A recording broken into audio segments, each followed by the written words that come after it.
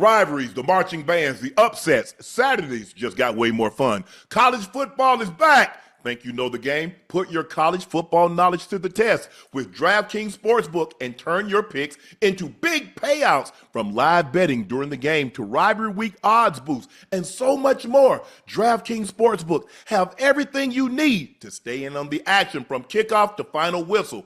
Whether you're betting your go-to team or making moves mid-game as momentum shifts, Saturdays are yours to own with DraftKings Sportsbook. Here's something special for you first-timers. New customers bet $5 and get $200 in bonus bets instantly. Download the DraftKings Sportsbook app. Use code Shannon, that's code Shannon for new customers, to get $200 in bonus bets instantly when you bet just $5. In partnership with DraftKings Sportsbook, the crown is yours.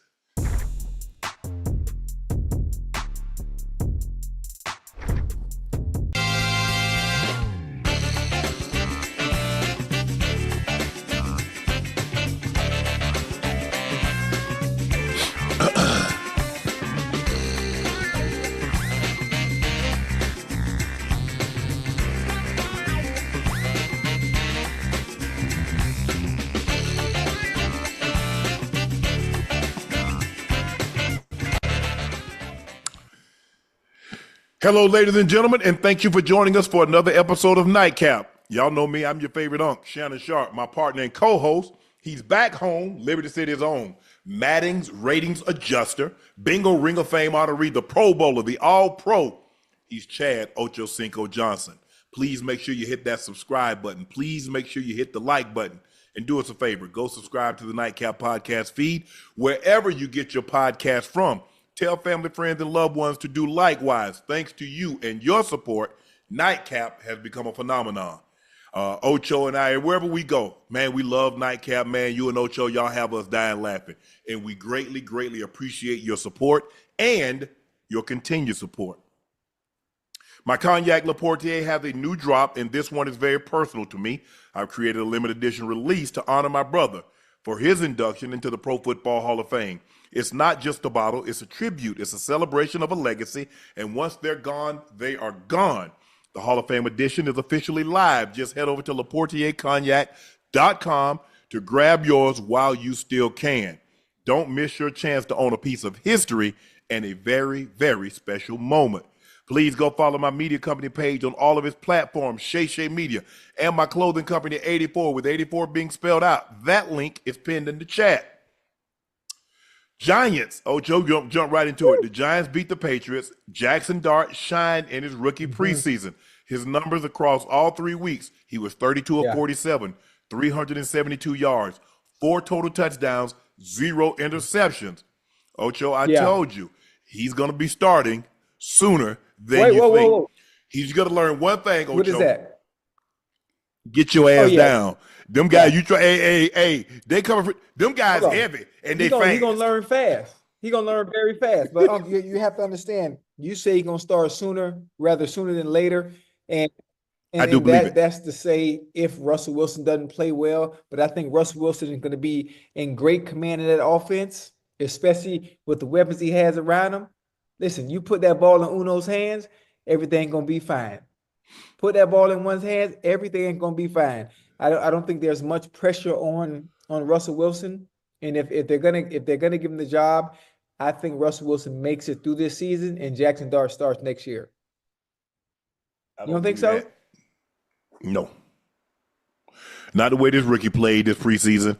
And Ocho, you see the way he moved in the pocket. You see the throws that he's making. He's nice. He's nice. Yeah. And the one thing you and I gonna do, we gonna give credit where it's due now. If you play bad, we gonna say you play bad. But if you play good, we gonna say, hey man, get your popcorn, watch this kid. I mean, his command of the offense, his ability to push the ball down the field, his ability, he's scrambling, and then all of a sudden he's like, oh, I forgot about my back. Bam, wham, throws it to the back. I said, you sure, boy, rookie? Rookies don't normally play like that. He plays with a lot of poise. He plays a big time arm. He'll push the ball. I like guys that push the ball down the field. All that short fishing, you ain't gonna catch no big fish around the edge. The big fish are out deep. Yeah, most of the time, especially for the rookies, to get themselves in rhythm. get themselves in rhythm, Yeah. they'll start short just to get that confidence going, as opposed to taking a deep shot. I remember, I think what was it? Maybe last week. It might have been last week. It was third and short, or maybe they went for it on fourth down, and he threw the goddamn deep ball instead of throwing it short for Yeah. a touchdown. I'm like, Yeah. And who else, guess what, Ocho? Who else knows that you're a rookie, that you're probably not going to push that ball downfield early and you're going to stay around the shore? D coordinators. Yeah. You're right. And they telling their corner, they telling the crowd it. Yeah. Because they thinking like you thinking. Yeah. Coach, first of all, Coach ain't going to call anything. He don't want to get too exotic. He want to let him warm up. We're going to let him throw a smoke, let him throw an out, let him throw a slant. Sit. Hey, etch. They gonna go get that ball. But no, I love what I've seen. I don't want to get, but I think Brian Daboll and that staff is very pleased with the production that Jackson Dart displayed in the preseason. How can you not? Yeah. 4 total touchdowns, no picks, basically clean look. Like you said, Ocho, I can teach you that, son. Get your ass down. Get down or get out of bounds. You got two choices. You can get down or you can get your ass out of bounds. One or the other. Or we're going to come put your ass on the car and you're going to go in the tent. Because you see what happened? What happened, Ocho? They came and got him and they took his ass to the tent. But listen, based on his play this preseason, Bengals, I'm talking about Bengals. I'm thinking about my damn Bengals. Giants fan, Giants organization, his teammates, they have to be very pleased, very optimistic with what they saw from Jackson Dart. But also, I want to be very cautious now. Very cautious now. You got to understand who he was going against. Now, when the regular season starts, it's a different ball game out there, Unc. It's not going to be sweet. Not going to be goddamn sweet. Hey, it's not going to be They go get ain't no vanilla. They go give you a lot. Ocho, they go give you a lot of swirls. Hey, you go to Baskin Robbins, it ain't flavors, it's coverages you gonna get. It ain't 31 flavors, it's 31 coverages. It's a different ball game. It's a different ball game. It is. It is. It absolutely is. The intensity picks up. The urgency picks up. The coaches, all that. The coaches, they explaining things to you in a nice, calm tone. That is out the window. Hey, and that's what one of the coaches told me my rookie year. We still cut. Just because it's the season, that don't mean you can't get cut. Sometimes guys relax. Ocho, man, made it out of training camp. They'll cut week 1 all the way through week 17, 18. Even I've seen guys get cut in the postseason. It could be your day. Damn, in the postseason? Well, look here. Man, we are look here. They don't play Ocho. Look, Mike. You know what? It might have been it might not have been the postseason. Practice squad guys, something like that. Wasn't but I've seen. But I'm talking about guys late in the season. Oh man, that's tough. Mike Shanahan didn't play. Tough. It wasn't no loafing. It wasn't no walking. When he said, "Hey." I don't know how y'all did it, Ocho, but when we changed drills, you had to get a move on. Got a little pep. Got to have a little pep in your step, huh? Nobody walks but the mailman. That's why he doesn't make what you make. You run to where you got to go. I like that. Okay. I like that. Okay. All right. Okay. Some people don't understand that, and that's no disrespect to the mailman. Hey, you guys do an unbelievable job. We appreciate your service. Although you don't kind of like with Amazon and all these other carriers, they damn near put y'all out of business. But this kid Jackson Dart, Ocho, I like what I'm seeing. Now I'm like you. I want to see him against some real competition. Hey, when you gotta make those alignments, those adjustments. Yes. Defenses, linemen are stunting. Defense are disguising what they really want to do, and at the snap, Oh, as soon Yeah, as you yeah. might think it's cover one, or you might think it's cover three, and all of a sudden it go to two. Oh man, it's so much that goes They go to to it. quarter, they go to Oh seven, they man, go to listen. six, they go to six kick, Hey, have they go to cover have your brain out five. there fried? Yep. Clouding it. Mm-hmm. Yeah. So Yeah. Hey, them jokers be out there banjoing it, banjoing.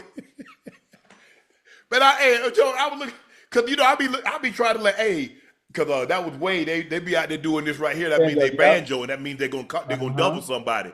I'm like, it never really dawned on me that what the sick, I'm just out there like, what Right. the hell they Right. Right. doing?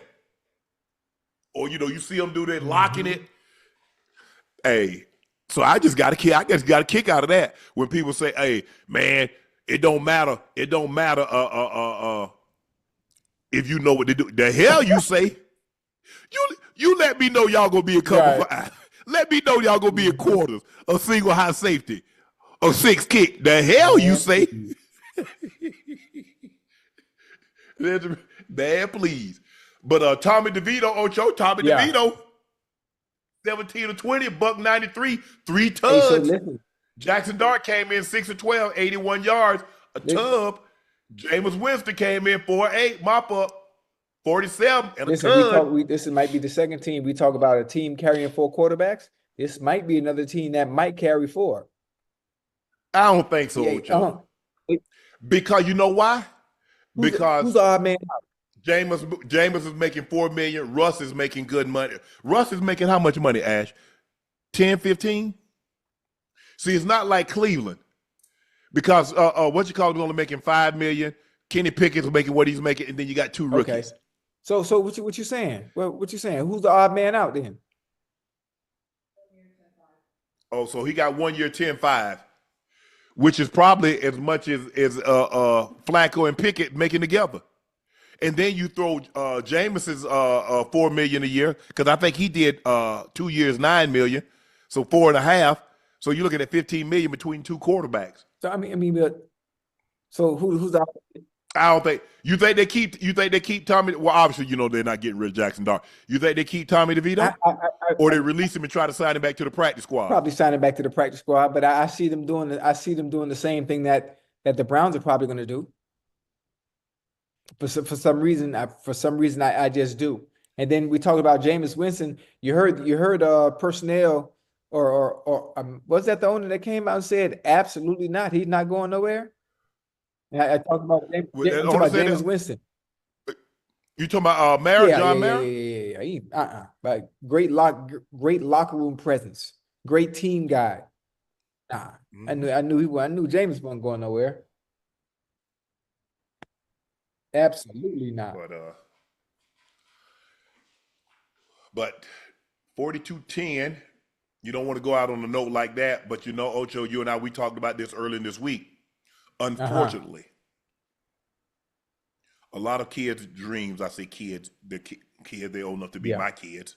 Old enough to be, they're young. Well, let me take that back. They're young enough to be our kids. Yeah, me too. I'm pretty sure I'm older than most of their moms and dads. But with that being said, a lot of these young men's dreams come to an end tonight. Some will get an opportunity to go be on a practice squad somewhere else.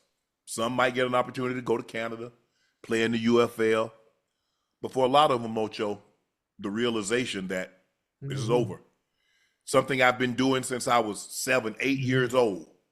Did it at the Pee Wee level, did it at the JV level, high school level, college level. My dreams and aspirations did not come to fruition. That's tough. Because this is probably the first time, Ocho, that someone has told these young men, you're not good enough. Think about it. They've always been the best. They were their best on their Pop Warner. They were best on their flag football team, their JV football team, their high school football team, their college. And then it's a numbers game. You're not good enough.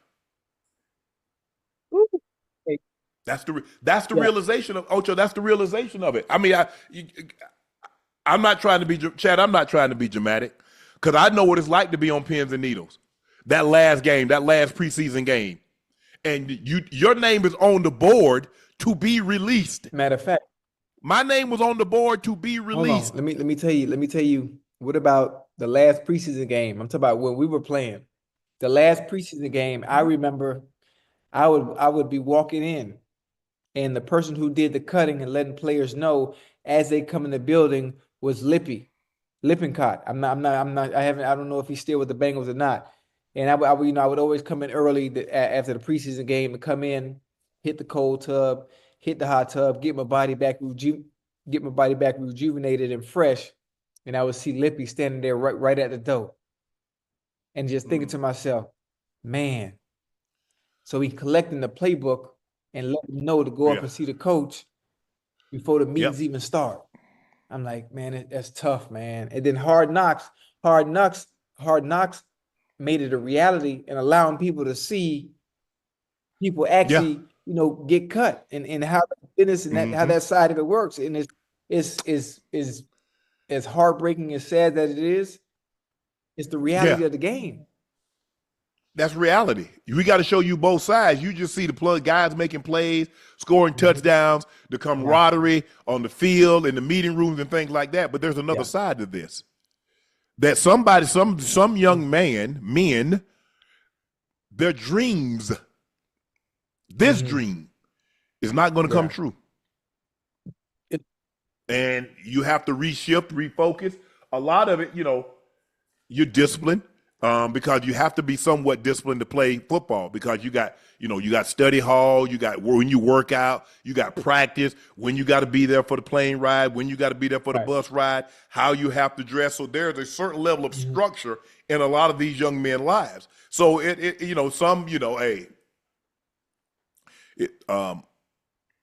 structure is not their strong suit, because they do everything they can, Ocho the buck, against it. But most of these men, they do have structure, because you've kind of been in a structured environment for the better part of your life. And so it should be, if you go back and go into the workforce, the actual 9 to 5, you got to be to work at a certain time. The task that you're asked to do, you just go get it done. But that's the unfortunate side of playing a professional sport, that everybody dreams of playing. And that's the thing, for every Ochocinco and a Shannon Sharpe or Sterling Sharpe or somebody that came of the less than favorable or impoverished conditions, there are a lot of people that came from those same conditions that didn't get an opportunity to play in the NFL, Ocho. That got the opportunity that you and I got, and that was far as they got, was training camp. That's tough, man. And I think it's a good thing. I think it's also a good thing for fans to be able to see the entire process, not just the finished product on Sundays. Actually see what players have to go through. The sweat, the tears, the being on pins and needles, the pressure of having to go out there in the preseason, knowing that, okay, I have 2 or 3 games where I have to make a name for myself. If not here, maybe somewhere else. If I don't make it here, no, that's tough. That's tough, because then also you got to do everything you want to do. You want to be perfect. And most of the time when you press and you try to be perfect, what's the one thing you always do? You mess up. You mess up. You can never play freely. I mean, you're at your best when you're playing freely without nothing to worry about. Now you got to go try to learn a new offense, a new defense. But here's the thing, Ocho. There's 2,000, 3,000 applicants for that 4 or 5 jobs.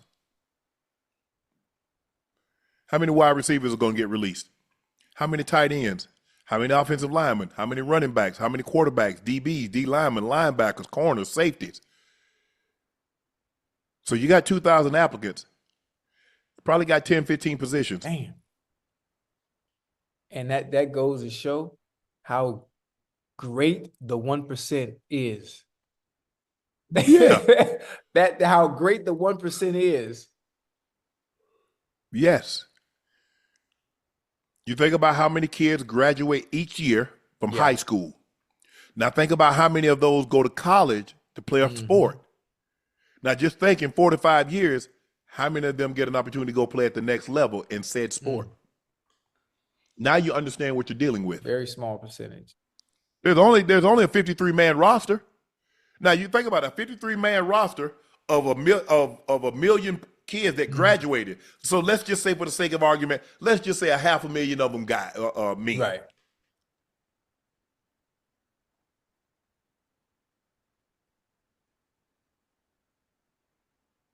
Out of 500,000.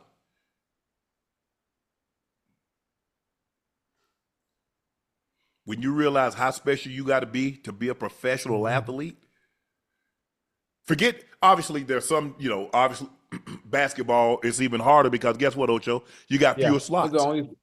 Baseball is even harder because you got there's only 15 spots on the basketball team, Ocho. You only got 15 players. That's crazy. Think about it. You're starting offense, you're starting defense, you got 22. That's more than an entire basketball team. Baseball, you got 29. That's 24. That's 24 less than a football team. So you see, as the percentage, as the players go down, so does the percentages of you making it. I'm just telling you what it is, Ocho. Yeah, I mean, listen, it's the harsh truth. It's the harsh truth. Steelers beat the Panthers. Defensive line suffered a potentially significant loss to rookie first rounder Derek Harmon, was carted off the field with a knee injury and quickly ruled out. Mike Tomlin told reporters that he has a sprained knee and the injury is still being evaluated. I think, Ocho, that's kind of why, you don't see a lot of the key guys play. Right. Guys,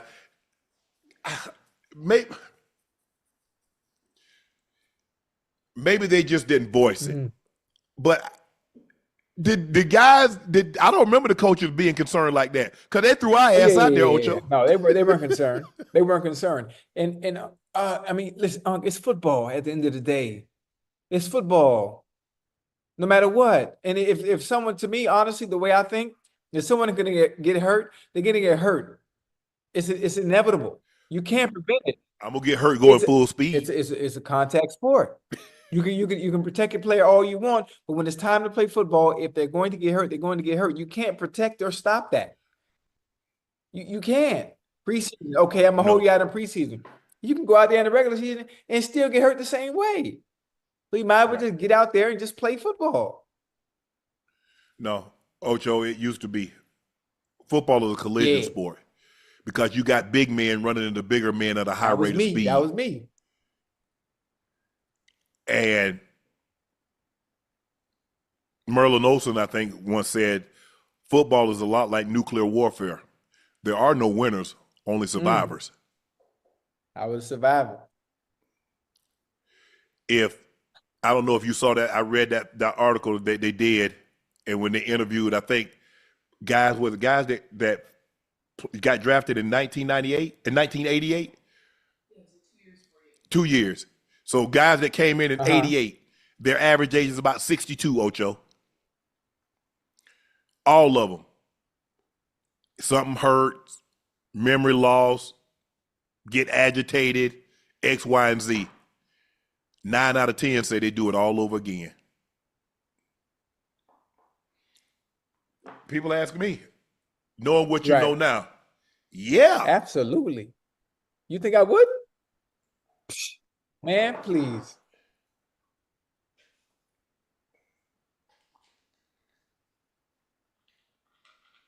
Man, please. And matter of fact, I'm just thinking about it. If I had the opportunity to do it all over again, knowing what I know now, I would have added some more to it. I would have added some more, a little seasoning, a little parsley. Oh man, I would listen. Hey, Paul Tagliabue and Roger Goodell think I gave him hell. If I not what I know now, man, please. If I could go back and do it over again, knowing what I know now, I would enjoy it more. Oh, instead of being so serious? Yeah. See? I was so tunnel vision. I was so focused. All I thought about was somebody taking my job, my grandmother not being able to do what she did, not being able. That's it. I didn't enjoy the journey. I was just I tried, but it would keep me off the Yeah. destination. I would get sidetracked. So that's what I would do different, Ocho. If I could do it, but obviously I can't. That's why they say you're supposed to live a life with no regret. I don't regret it, but I would do, knowing what you know now, that's the magnificent science of hindsight, is knowing today what you didn't know yesterday, is that I would definitely do it different. But first round pick, Derek Harmon, knee injury, being evaluated. Mike Tomlin say he will be evaluated. Ocho, Jerry Jones just can't help himself. Take a listen to what Jerry told Michael Irvin about the Micah Parsons situation. They're in here to make their percentage. They're in here to basically, yes, advise Micah. Come over to the office and I'll show you exactly what I offered Micah. We got it in the back. It's with all written down, everything to go. Come down and look at that. I would get over there and see that. You can sure look at it. You can sure absolutely look at it. Here's my entire point. My point. Who is it that basically says this is ultimately recognizing we're trying to come together for an agreement, but absolutely, who is it that can go with it? And so the facts are, I don't know that I've ever been around. I've never tried to buy anything. I've never tried to do anything that I actually was going to bring all of the services and somebody else was going to do all the money. But because the in-between guy wasn't exactly the guy that I had fit there, that kept you from doing the deal. Right. That's exactly what's happening here. So many times in this industry,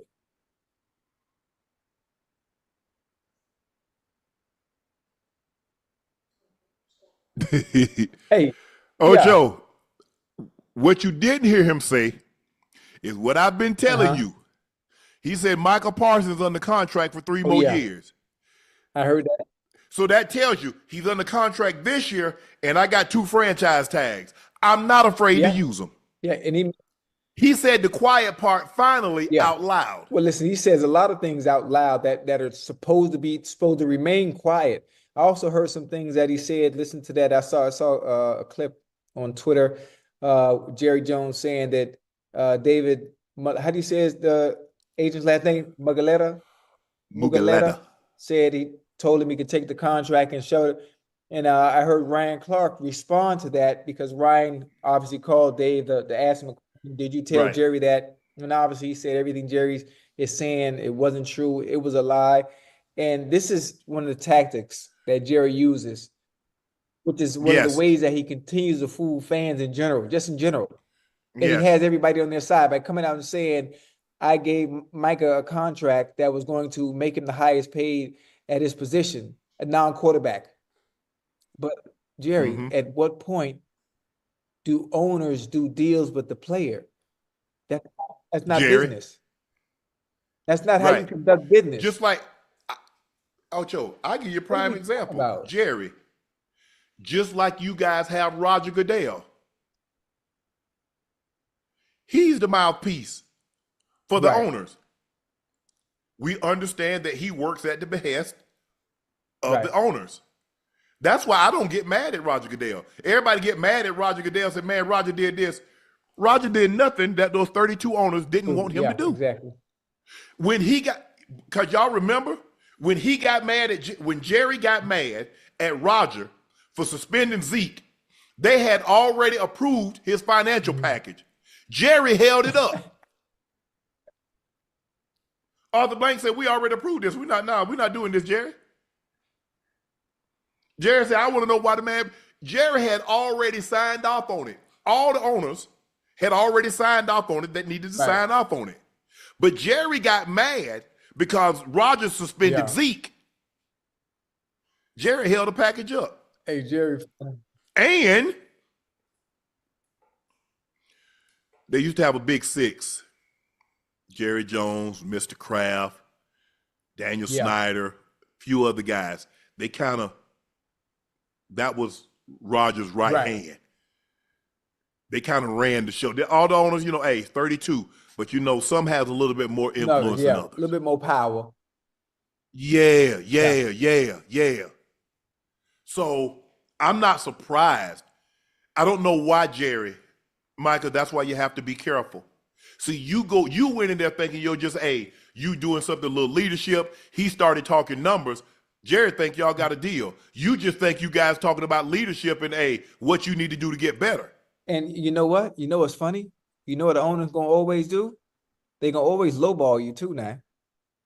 They're going to always lowball you. And the fact that Micah Parsons, as smart as he may be, when it comes to them contracts and that fine print and that language, but you don't know nothing about that. If he wanted to take the Bobby Wagner approach, Ocho, Richard Sherman ended up doing it. Lamar and his mom ended up doing it. I think they had an attorney, somebody read over the fine print, say, okay, this, blah, blah, blah. Okay, that's fine. Tricky. But Michael has given no indication. Well, if that's the case, because Michael, I think, if I'm not mistaken, I think he's been with Athletes First since he came out. Michael's got an agent. Mm-hmm. But you try to you tried to circumvent the agent. So in other words, he tried to do a back alley deal, backdoor deal, Ocho. You can't do that. That's bad business. Jerry knows that. First of all, the NFL, it's the NFL and the NFLPA's fault because Jerry knows he's not supposed to negotiate contracts. He knows that. But the NFLPA, with their weak asses, allow it. The NFL that's afraid of Jerry Jones because he'll sue him, just like Al Davis. Wait. So they let him do it. Jerry will sue who? The league. How the hell he gonna? The same way Jerry Jones is the only owner. The only thing that he's a part of the what they call it, revenue sharing, is TV. He has his own merchandise deal. When everybody's with Coke, he's with Pepsi. When everybody's with Reebok, he's with Nike.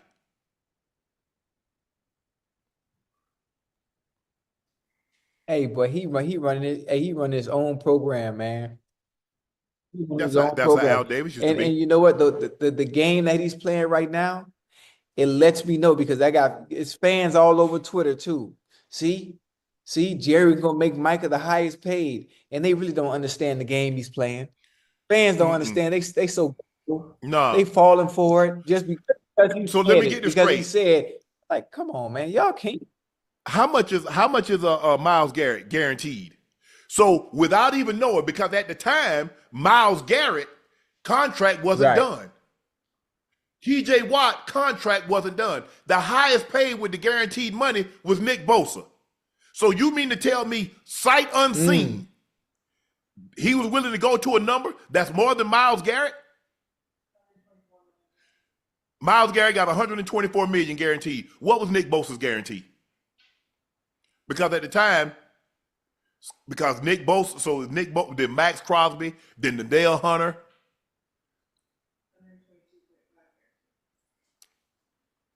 What's the total? So 140. So Myles Garrett got 140 or 160? 40 a year, 124. 4 for 160. Bosa got 5 for 170, which is about 34 million a year then, if my math serves me correct. Okay. I'm just. Hey, boy, Jerry shot out, boy. Jerry tried to hit Micah with a little banana in the tailpipe. Yeah, let's. And you see what he does? You see what he did, Ocho? He put it out there. Like you said, and fans, look at Micah. Look what he got out there. TBD. Ain't that what it says? TBD. Oh, you put up a little prayer? Micah 7:8. He said, peace. Even if I fall, I will rise. The Lord is my light. Hey, that's man. Michael getting biblical. Hey, you know it's serious. You know it's serious when you start going to the scriptures. He removed all Cowboy stuff from he did? social. Hold on. I ain't see that. Look, I know David. I know his agent a little bit. Spoke to him. I don't speak to him as much now, but I used to speak to him a fairly decent amount. This doesn't sound like him. Now, I don't want to be the one that says what a person will or won't say, Yeah. Ocho, but I'm just saying, in my interactions with him, he doesn't come off as that type of person to me. Right. Jerry is trying to sway public Yeah. opinion. Put that out there. Hey, the public, hey, Micah being It's greedy. Micah ain't no team play. Micah's not a team It's working. player, because if he's a team player, he would take this deal, leave some money for somebody else, blah, And blah, it's blah. working. Because they listen, they eating it up. They eating Yep. it up, not knowing that's the game. That's the game. And they don't see it that way. They just see it's one-sided, because if you're a Cowboy fan, you're loyal to You're a Cowboy fan. You're not a Micah Parsons. You're a Micah Parsons fan because he plays for the Cowboys, that's it. Cowboys. So therefore, if he goes somewhere else, Yeah. Oh man, it's crazy. It's crazy. It's a It is. game. It's a game, and It's a Jerry very- knows how to play it very well. yes, because he's been playing it longer than Micah. Micah's 26. Jerry owned the Cowboys since 1989. So that in and of itself. Plus, Jerry Jones has been a businessman. He knows business. That's why Micah hired an agent. You hire people that know what you don't. And you know what the funny thing is, when it comes to business, What's that? this kind of business with this kind of money, it's not Yeah. fair. It's not fair. And negotiations will expose people for who they truly are and how they really feel about you when it comes to what you think your value is. Well, Right. damn, that's how you really feel about me? Well, hell, Jerry already let Micah know how you feel about you. He said what you say in your mind, he said it out loud. He said it out loud. Okay. Ocho. Okay, what y'all agree? Y'all agree to? Ain't no ink on no paper. No. Ocho, did you realize that at one point in time, Google tried to sell itself?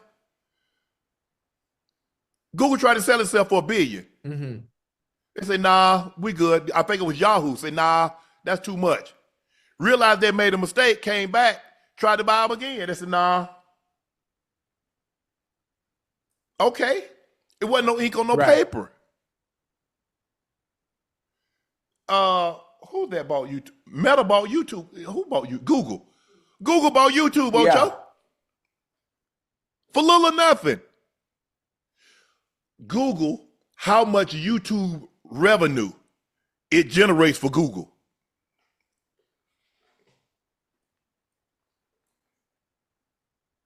Every 21 days. Just Google that. Wait, what I put? See how much Google paid to buy YouTube. Now see how much money YouTube generates in advertising.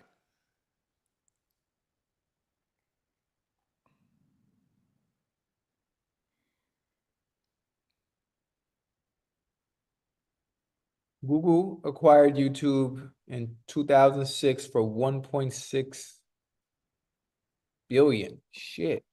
Okay, 1.6 billion. Not Google. How much money Google generates in advertising revenue?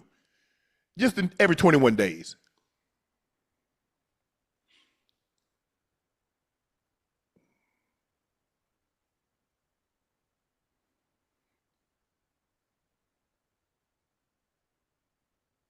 What the fuck? Oh, sorry. Okay. Mm-hmm. How much, Ocho? 265 billion? Okay. Okay.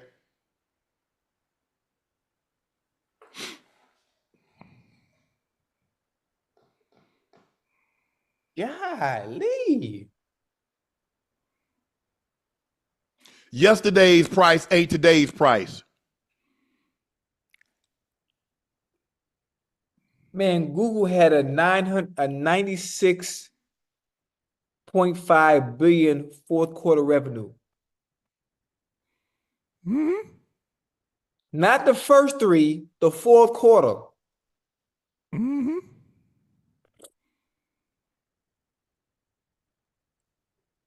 Ooh, that's a different world. That's a different world, boy. That's a Yep. whole different world. Now you see what I'm getting at. Yeah.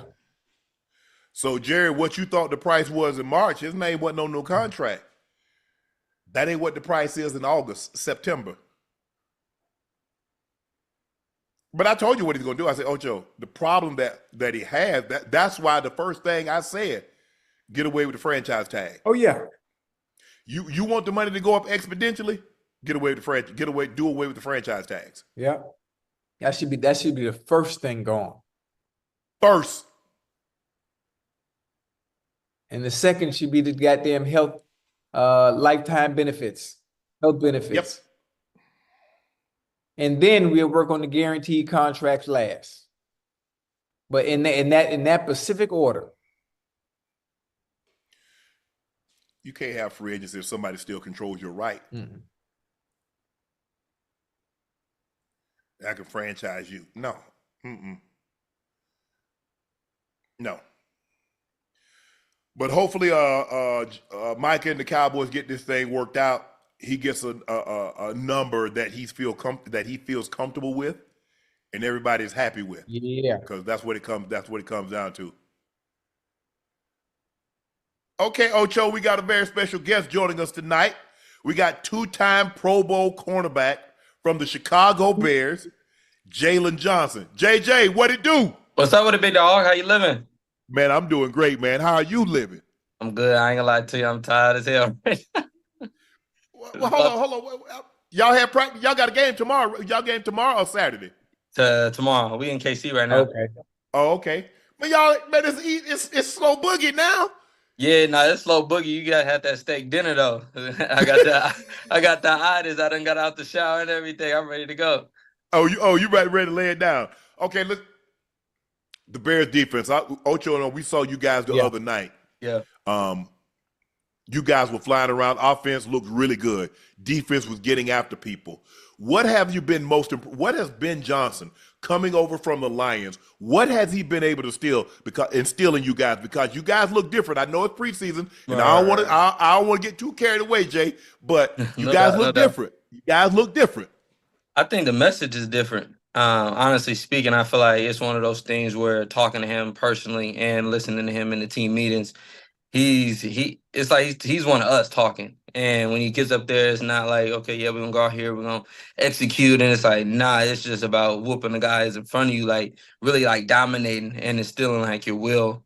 And I think really just preaching that goes a long way. Cause I mean, I feel like even in Detroit for a long time, they didn't have talented guys, but they had a lot of guys that had grit, as they like to say over there, and guys that work hard, that are tough and things like that. So it's like him, that fits him. So just really coming for us. And I mean, even Dennis Allen, he's telling the defense damn near we live every day in practice. So just really that mentality as far as going and playing physical is like really just honestly overdoing it really is the thing that we think of really in the defensive room, and really what we say is like toe the line between going too far and really pushing the limits. Have you been able to tell the difference in Caleb Williams, the way he commands the offense, the way he's playing with Ben Johnson at the helm, calling the plays? Is he carrying himself with a little bit more confidence as opposed to how he did last year? Can you sense that a little bit in camp? Yeah, for sure. I think really before camp, coming in, of course, off the rookie year, it was tough. The losing streak, the instability, and all the drama that came with, of course, his first year. So I mean, really just coming into that second year, having all that adversity really under your belt, there's really no worse that you can do. I feel like outside of what happened with us. So I feel like just really for him going back to the drawing board, getting better, and then just coming to the building ready to work. But I mean, for him, he's always been confident. I think it's that's not something that's ever going to change. I think it's just now about execution. Jay, you were one of the few vets last year. Yeah. That you called out your teammates. You didn't just say put it all on the coaches. You put it on players also. 100%. So you can lead a horse through water, but you can't make him drink. Yeah, no doubt. It's like, some of these guys lack motivation.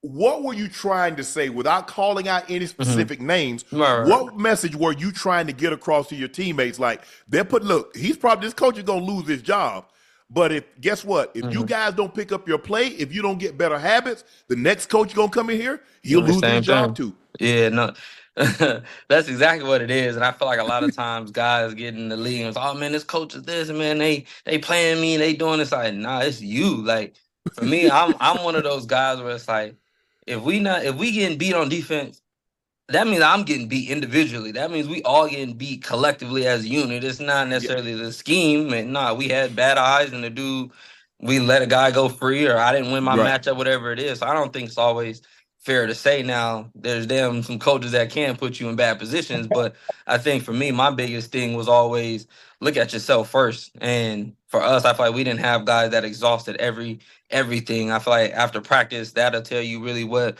you have in a team. How many guys are catching 100+ passes on jugs? How many guys are working on technique? How many D linemen are doing their pass rushing drills? How many receivers are working on releases with the DBs? To me, all that goes without having to be told to you. So I think for me, that's my biggest thing. It's like, we can't call somebody else out for we call ourselves out. We got to look at us and then put the work in individually, and then we can start pointing the finger somewhat to everybody else.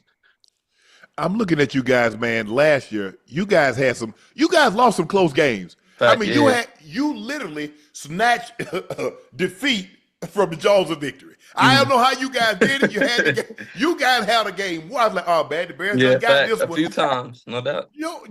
So let me ask you a question. Like, when you're on the field at Washington and you like, man, ain't no way he can throw this ball this far. Okay, but if he does, we gonna knock it down. Right, no doubt. Or you see a situation where you had several games that you guys were winning late in the ball game and you end up losing. Right. How frustrating is that when a team young like yourself trying to win, but seemingly find ways to lose? I know Washington, that one still hurts me because they show it all the damn time. So I mean, it's hard to run from that one. All the other ones you kind of can forget about. But I think just really in that moment, it's about maturity and having that composure. I feel like it's really just about composure. I feel like at times we let the moment get too big and the execution slips. I feel like even on a Hail Mary, of course, my dog wasn't locked in on the other side, but I feel like even before that, I feel like there's some things that we could have been locked in and focused on in that moment, practicing that. Yeah, y'all let that man get out of bounds, throw that 20-yard out. Yeah, what the hell y'all they got? What? No, I ain't gonna go. Go ahead, Jay. Go ahead, make your point. I ain't gonna say the jab, let you go. But it's really just stuff like that. Even late in the game, I know we had, I think it was a close game with Green Bay before Minnesota, Detroit, all those teams, of course, divisional games. But I think it really just comes down to that poise in the moment, that poise in executing when it comes down to it. Because, I mean, I feel like, again, every team goes over situational ball. It's not something that is a lack of knowledge. It's just really a lack of poise and execution in that moment. But that comes with experience. So hopefully we don't keep having those same mistakes. Looking at your offensive line, they Hold on, rebuilt Shannon, the offense. what you got going on, big dog? This is Thanos. Say hello. Spanos? Thanos. Thanos. That's a hell of a name for that little bitty dog. He said, hold on. He said, what you trying to say, Jay? What you tried to say? It's all right. He gonna get bigger or he gonna stay that size? Nah, this is it. All right, come on, man. I don't know what you got going on. This is big. The big one upstairs, he in his pen, he sleep. Understood. Yeah. Do you think you see offensive line? That's my point. I look at what you did offensively. You guys went and got I think three new starters. Yeah, for to sure. Protect Caleb Williams. You drafted tight end in the first round to go with Cole Kmet, with DJ Moore. You got, Zacchaeus. You got guys at Roma Duze, your first round draft pick. Offensively, you guys should be better. But you do realize, Jay, if the offense gets better, that doesn't mean you get to take a step back. You have to meet them where they are. Yeah, for sure. That I think too for us in Chicago, we a defensive city. So I mean, for they mean us where we at. Quite honestly. Okay, that's what's up. Yeah, nah. We not worried about matching them and what they're doing. So I think for us, just keeping that. That's our culture. I mean, tough, gritty Chicago ball. I mean, it starts with the defense. So we're not really tripping. I mean, Dennis Allen leading a hell of a defense. Coaching staff is. He call a defense. I love me some DA right now. He ain't rubbed me wrong yet. So I love DA. Al Harris, of course, is the DB's coach and teaching us and really showing us how to take the ball away. So I mean, for us on defense, we're not worried about setting that standard. We're gonna push the bar a little bit. Hey, listen, you being one of the better man-to-man DBs in the NFL, right? I ask you Mhm. your opinion on who you think the top 5 receivers are in the game right now, and who's been the Mhm. most difficult challenge for you to cover so far. Ooh, top 5. I feel like top 5, you got to put some details on. Is it just skill? Or are we going off production? How you I want to? mean, I mean, I feel like it's kind of it's different. The It's a lot guys of you face. What about the let's go. ones you Let's go. All face? the guys you face. You could base your I top faced. 5 based off those you face. I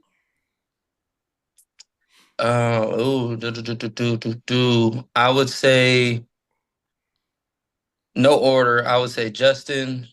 I'd probably say AJ Brown. I'll go Tariq Hill. That's 3. Mhm. That I faced. I don't know if you see Rod because he's mainly in the slot. Yeah, I would say it's tough because he's good. I think for me, I just don't get enough reps against him. Jamar, I only seen him when he was a rookie, early in the season, so I haven't really seen him. But I would still throw Jamar in my top 5 for sure. 4 or not 4 or 5. This would be. I probably I would say CD Lamb Okay. is in my top 5. I know as far as covers, I would throw Mike Evans in there. He's definitely giving me some problems, especially early in my career. Yeah, those would probably be the hardest guys on top of my top 5 in Okay, general. that's dope. Listen, I know you have your team goals, obviously what you want Hmm to do defensively. Are you allowed to tell us any individual goals you might have for this season, or are those? Hell yeah, that ain't against Okay, no okay, rules from okay. what I'm. Yeah. Yeah, nah, I that's know me. some people don't want to disclose, what their individual goals are. So I mean, I just want. Nah, I'm all good. I got it memorized now. I know I want to have 7 interceptions, 3 forced fumbles. So I want to have 10 turnovers. Okay. 50% completion or lower than 50%. No touchdowns allowed. Mm, And then what was my last one? What was my last stat? I think I was like 7 or so TFLs. And then it's like I'm missing one more. I think it was 300, no more than 300 yards given up in the season. I like that. Defensive score, pick 6, scoop and score. Oh, 3 touchdowns. That was the last one. 3 Oh, touchdowns. hey, seven. What did you do?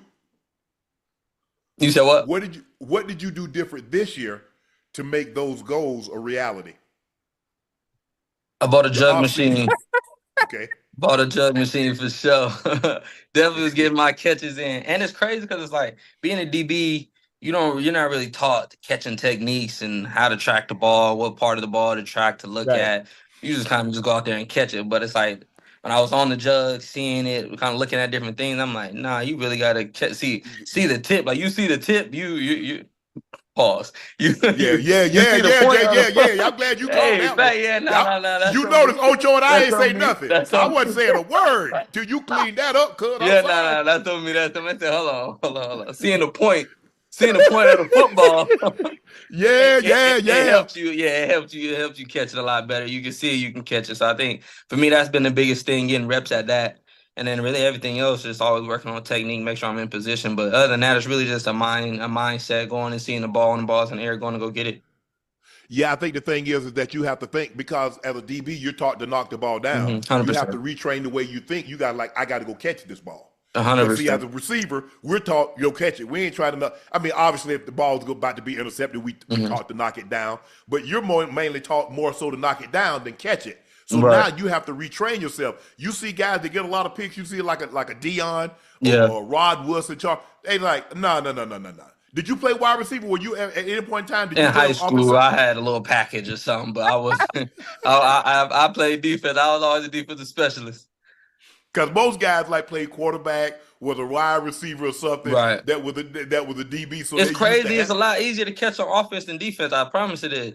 It is. Yeah, and I don't know why, but I feel like when I play receivers, it was easy to I didn't really drop too many passes, but when I got to get on defense, I feel like it's a lot different. Yeah. Because you do realize on offense, when the ball's coming your way, we're actually trying to throw it to you. True. See, when the ball coming your way, we ain't trying to throw it I to you. ain't We supposed trying to to throw it catch to the it. guy that you covering. No doubt. Hey, I got one more question. Normally playing DB, obviously I'm a huge fan. I'm a huge fan of, Mhm. of DB play. How do you know when to take chances when you know what's coming based on alignment, based Right. on tendencies that you see watching film? How do you know when to take those chances? So basically, think about Asante Samuel on film. You already know Mhm, I'm mhm. going with it. And how he always Yeah, get yeah, yeah. interceptions. He would always jump stuff because, okay, I know I saw this. I saw this on film. I know what's coming. Right. How you know when to take those chances and when not to?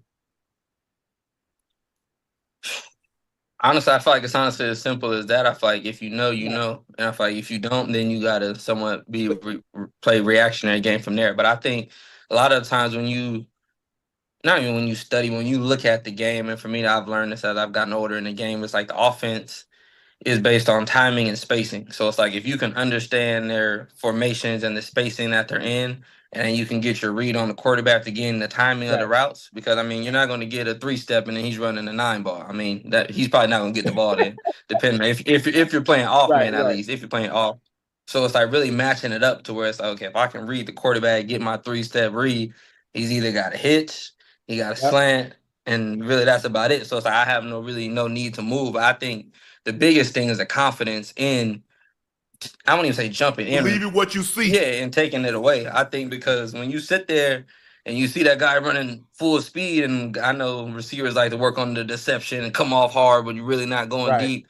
It's like you got to be confident in yourself to where when you Trust see it. it, it's like, Yeah. nah, I know Yeah. this is fake. I'm about to go, or I'm Right. just wait on it and then just really go from there. I think watching more film and like even watching Diggs since we got Al over here, it's like he wasn't taking chances. He just seen Yeah. it.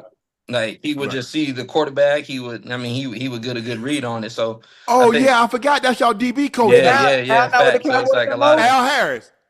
yeah, Yeah, nah, Al Harris with the he yeah. over here with the Hey good man, tell guys, Al man. I said what's up, man. I will. He told me he put pause on you back in What the kind of day. pause? What kind of pause you talk about? Nah, These. well, he might be tripping. Go turn that film. Nah, I'm playing. He Oh, ain't I'm said that. gonna He ain't say, said that. My hey, dog. go I'm playing. turn that I'm playing. film I'm on playing. now. Yeah. Al don't want no. Hey, Al was nice though, boy. Hey, J. Boy, Yeah, I know. hey, him and Mike McKenzie when they was Oh in Green Bay. Yeah, tough. Oh, yeah, the dreads. I was say Oh long oh dress. yeah. Hey, Al would take a chance hey, now. Facts. Hey, you better not play with Al. You remember Seattle where they say, hey, he Mhm. the quarterback called yep. heads. Oh, Hey, and we I'll gonna take score. that. Al said, no, you're That, not. I'll that take hit that. the other way. Yes. Yeah, nah, I love having Al. It's for sure that ball mentality, especially like when you see 3-step. Like he didn't get mad at the DBs when he ain't driving the 3-step. We ain't driving certain routes when we see the quarterback. So it's all about really getting those reads and having Right. confidence. That's dope. You do realize that the corners, you guys live on an island. 100%. It's you and that guy. It's mano a Mm-hmm. mano. That's the matchup. And a lot of times you ain't got no help. But And you gotta have amnesia. You to play corner, you gotta have amnesia. yeah. Because you're gonna give up some balls. Guy's gonna run a great route. He get paid just like you do. Mm-hmm. He's studying Jalen just like you studying him. But How are you able to block it out? You give up a touchdown or you give up a big play. How are you able to block it out like, okay, that happened, especially if it's early? mm-hmm. Because knowing that you got 3.5 quarters left to play. Yeah, I think for me it's life. I feel like playing DB for me is just another area of life for me as far as stuff gonna happen to you early in life, stuff gonna happen to you late in life, and it's like you still got life to live. So I mean, for me, I like I don't that. get too caught up in it. It's like at the end of the day, when you live long enough, you're gonna mess up and you're gonna do some good things. When you play DB long enough, you're gonna give up some Oh, passes, you're gonna break up some passes. So I think for me, it's really as simple as that. I think I know Medea said in one of her movies or in one of the movies, I gotta get them more than they get Yep. me. So yeah. I mean, I feel like that's really the name of the game. I think honestly, it's just trying to not get got as less as you can, and then get them more as much as you can. But it's really that simple. I think too, especially when you're going against top guys. I mean, I personally got a gauntlet this year with all the receivers I'm gonna see. So it's like I'm gonna enjoy it. I mean, yeah, they gonna catch some passes, but again, for me, as long as I win more than I lose and turn the ball over, I feel like I'll be good. Yeah. Well, good luck this season, man. Stay Yes, Whoa, healthy. where indeed. you Thanks for going? joining You us, leaving Jay. already? Holla at Yeah. me. What's Hold up? on. Hey, y'all at home week 1? Yes, sir. Monday night, you gonna pull Matter up, of fact, you know what? I gotta be at the sports book at Wrigley Field on It's always Sunday. something. No, I swear for God. Oh, okay. Week 1, I'm at the sports book on Sunday at Wrigley Field. So I'm gonna just So you're gonna be at the game on Monday, I'll though. stay if you can give me a ticket. I'll get whatever you need. You just holler at me. Bet. No, I really gotta be there. Oh, no, it's for Kings. I All really right. gotta be there. Dead ass. No doubt. Tell your people, hit my people, and I'll take care of you. We All right, family. bet. Hey, I can come on the field and stuff and get autographs and stuff. Hey, man, it's you. It's you, Oh, man. Lord. I'll talk to my people. Let's go. I All got right, you. bet. All right, I'm gonna holler at Right. y'all. All right, J Bag, All right, stay go. healthy, man. Yes, Good sir. luck this Appreciate season, man. We'll chat down the road. No doubt. Jaylon Johnson, cornerback for the Chicago Bears. He nice too, boy. He nice with it. Oh yeah. Ocho, Troy Aikman spoke about Micah Parsons' leverage. His leverage is they can't win without him. Without Micah Parsons, I just don't think they're going to be able to slow anybody down. Now, what the Cowboys are going to do, you think I know the answer to that? But the longer they wait, the price just continues to go up for Micah Parsons. Troy is no stranger to watching holdouts. Emmett held out lasted 2 days before Jerry came to his senses. They went 0-2. They got Emmett back, and they ended up winning the Super Bowl. I think Emmett led the league in rushing that year.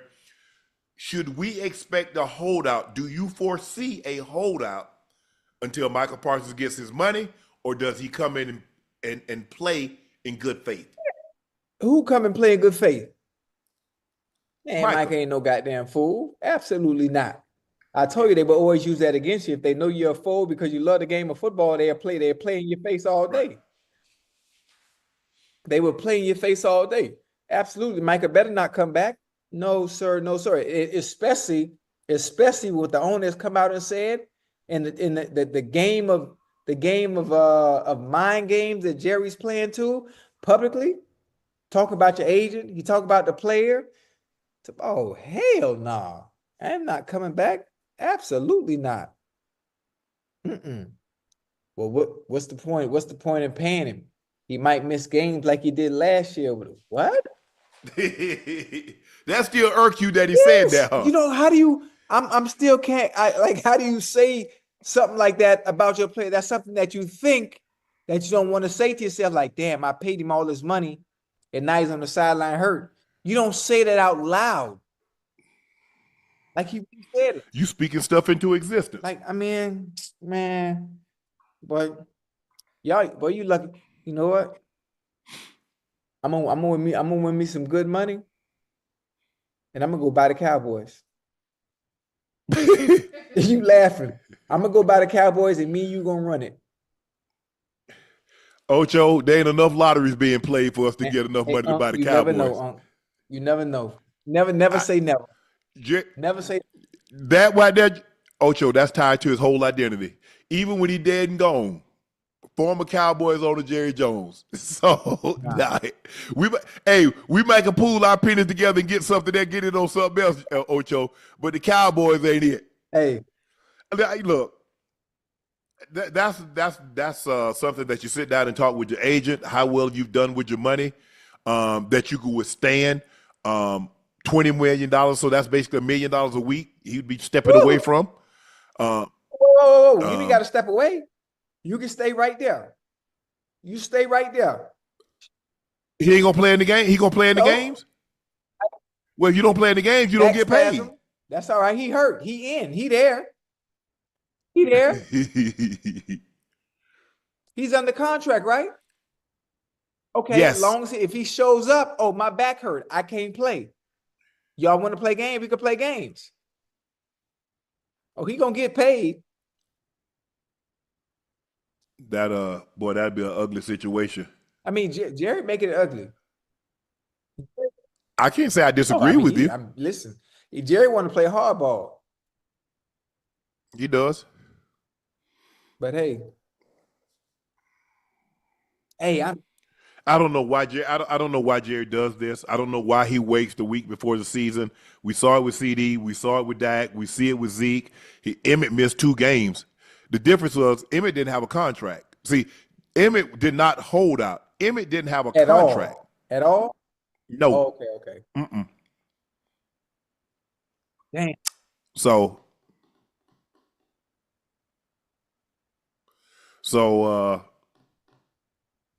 Damn, I'm just thinking about that, man. Man, boy, if I own the Cowboys, I'm telling you, boy. But we have a Super Bowl every year because I'm spending everything for everybody.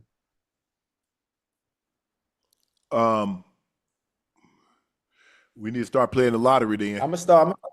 And they don't have the lottery right here in Vegas because they got casinos and they don't want you playing the lottery. They want you to go to the casino. Double dip, huh? They don't want anything that's gonna take money out of the casino pockets. So yeah, the Cowboys fans, they deserve this, man. They deserve a reason to. They deserve misery. No, they don't deserve pain.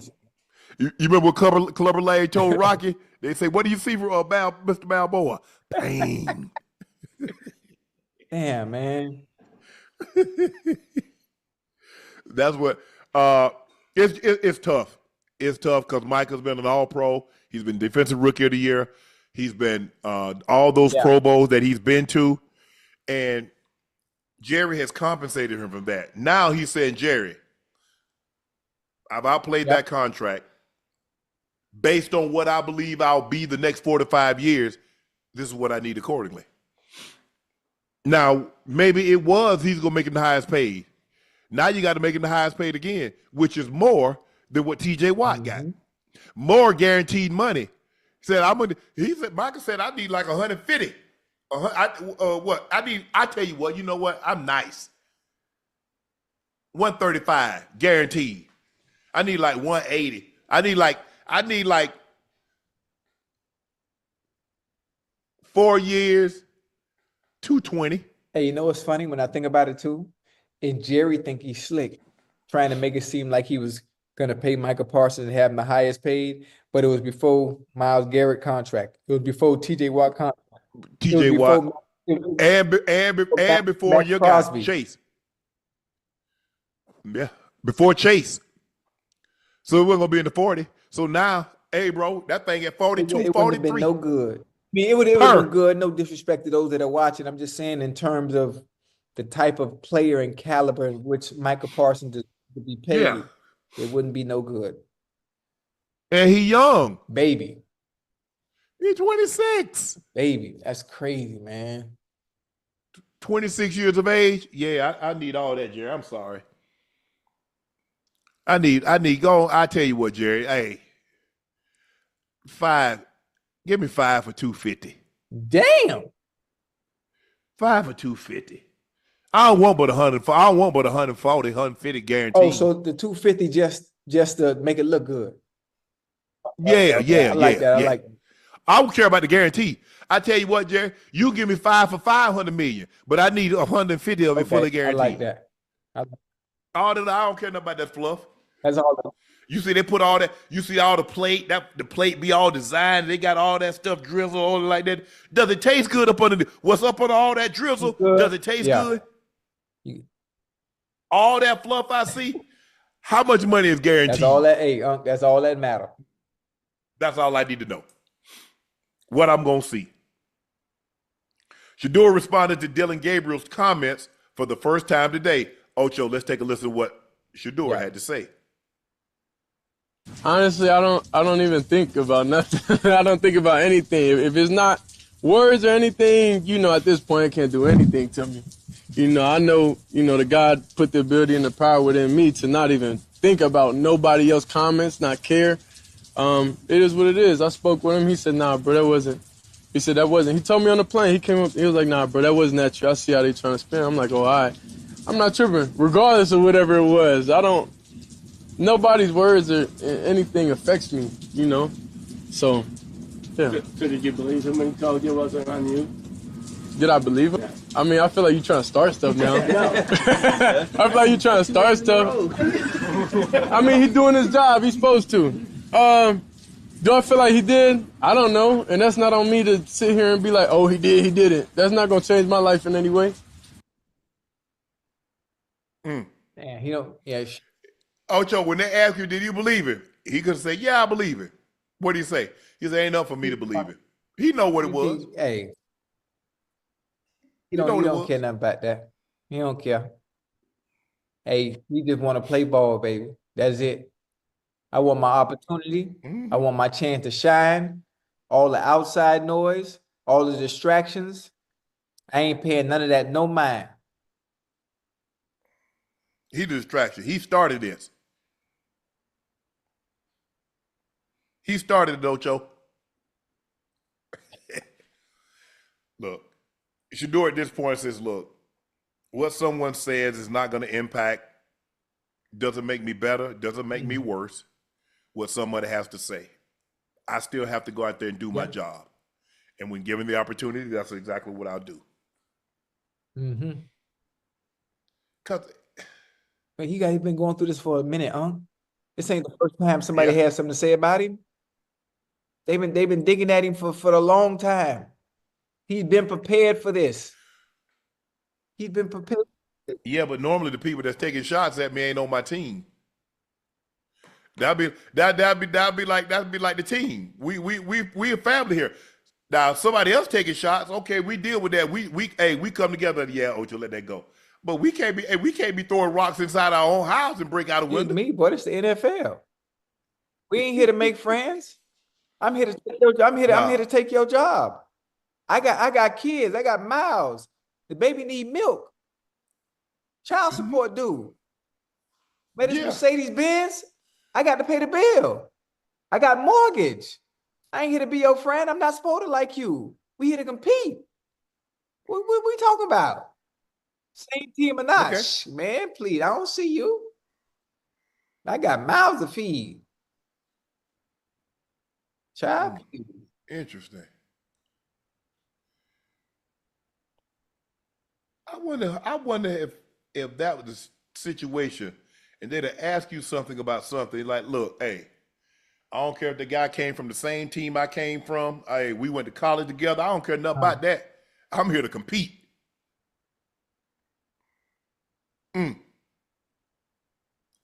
They should have asked me. Oh, okay. I would have answered it the right way. I would have answered it the right way. I think Shedeur's been coached very, very well, but he did a lot of laughing in that to keep from saying what he really felt and how he really felt. You notice that, Ocho? He laughed pretty much the whole He's savvy. interview. He's savvy in front of that camera. He's been doing it for so long, huh? He's been doing it for a minute. It's just tough. Like at the end of the day, look, get my opportunities. What he or somebody says about me doesn't change it doesn't make me play better. It doesn't make me play worse. That's his opinion. He said what he said. I just have to do what I have to do once I get up. When I get my opportunity, I go make plays. That's it. It's really that simple, Ocho. I mean, there's not a whole lot of other ways around it. There's no sense in me saying, oh, this, that, whatever. At the end of the day, this is what it's about, and I'm gonna go do my job. And but it gets even more interesting. According to Pro Football Hall of Famer Eric Dickerson, the NFL told teams not to draft Shedeur. The NFL told teams don't draft him. We're gonna make an example out of him. Somebody called the Browns and said, "Don't do that. Don't draft him." Or it says, "Don't not draft him," right? Because he said, "Don't draft him," but the Browns end up taking him. Or don't do him like that. No, but he says the league called the Browns said don't draft him. Oh, but the Browns took. Well, okay. Wow. Somebody called the Browns and said, "Don't do that. Don't draft him." We already Now, we have a case study. I mean, the judge once said that he believed that they were in collusion. There's a text message chain, not email. Jeff Pash and Roger Goodell, they've gotten better now. Well, basically, it looks like they are saying, "Hey, we got to keep these salaries down. They're getting out of control." So this is not out of the realm of possibility. But I get that, Ocho. I get that. We want to suppress the salaries for as long as we can to keep them from skyrocketing, even though the value of teams are increasing exponentially. The revenue is increasing exponentially. But revenue is increasing, but we want to keep wages low. It's kind of like what we see in the real world. Minimum wage ain't moved in years. What is it, minimum wage? $7.50? $7.30, $7.50? Isn't that minimum wage? I think $7.50. Because it used to be $3.37. I remember when I was a kid, it was $3.37 an hour. Now it's $7.50. $7.25. My bad. I gave y'all a quarter more than you had. Ocho. So we see all these wages, CEOs, CFOs, COOs. We see everybody, but the worker, his or her wages are still $7.25. That's minimum. So in other words, everything gets to increase. The cost of living goes up. Housing, food, cars, wages stays the same. I see my bosses, I see everybody else is going here, but the workers, they stay here. So as the players are seeing like these franchises going for $6 billion, the valuation is $10 billion, the evaluation is $12 billion. We see TV revenue, what ESPN, what Amazon, Netflix, NBC, CBS. We see what they're willing to pay. So those are increasing. They got to check chat. Every team got a check for $432 million. That's before. That's just from TV. Now, I didn't mention anything about local television, local advertising, parking, ticket sales, concession, merchandise. I didn't mention anything about that. So while everything explodes, let's suppress the players.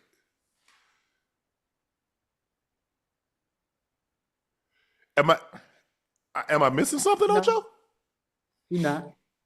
But listen, when we watched the draft, you wonder why Mel Kiper was going off the way he was? Man, Mel was losing his mind because he know good and well he was a top 3 pick in the first round. He knew that. We all knew that. If you watch the game of football, if you look at the quarterbacks that went before Shedeur, I mean, hello.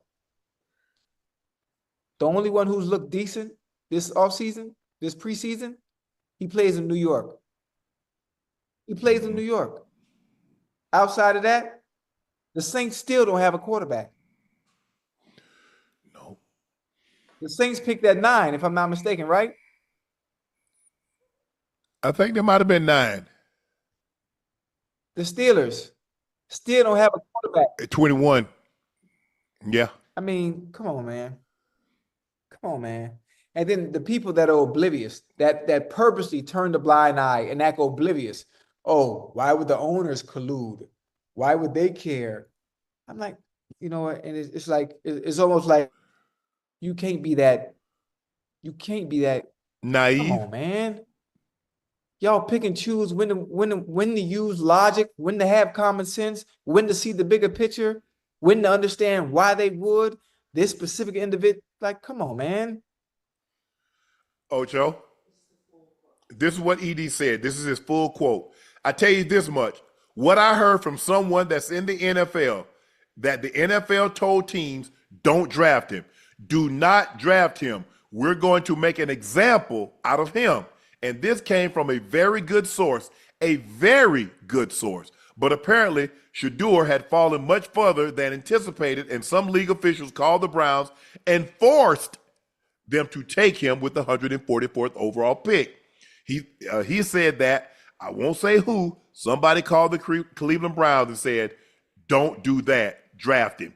Because they weren't going to draft him either. They were forced into drafting him because somebody made that call to them.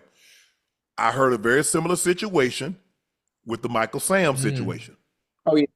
So this is not now I'm not saying that this is true. I'm not saying the Michael Sam's situation is true, but I did hear that there was a call, and it's funny that the Rams drafted the kid from Missouri.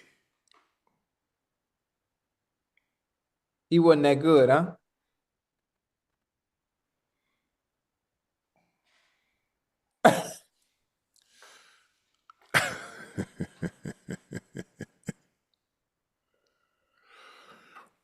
No, he wasn't. No, he wasn't. He wasn't. I mean, some tried to make it about his orientation.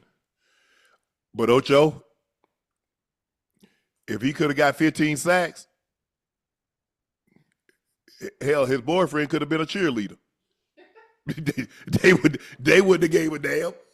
Man, please. You know the NFL is a business. They buy, can you do whatever your position is, can you do it? If you're a quarterback, can you throw? If you're a receiver, can you catch? If you're a DB, can you break up the ball, knock the ball down? If you're a D lineman, Ocho, can you bend the edge? Can you get to the quarterback? I don't care. All that other stuff. Oh, yeah. Can't nothing Hey, about that that. was funny. But that was funny. I'm just being true. And the thing is, the chat know I'm telling the truth. They don't care nothing about that. Man. They're in the business. We're gonna try to find a guy that can get the job no done. matter what you are. No matter what you are. You're right. You're right about that. Whatever you believe in, whatever that ain't got nothing. That's you doing that on your time. I ain't policing nobody brbedroom, they home, or nothing. Hey, but you you say if you can get 15 sacks, his boyfriend could be a cheerleader. Yeah, people get mad about that. They've been there, man. People just be finding stuff to get mad about, Ocho. We ain't watching the game for the cheerleaders anyway. No, don't matter. Okay. I don't care. No, I ain't never cared. Oh my goodness, boy, that was funny. But yeah, but I did hear that.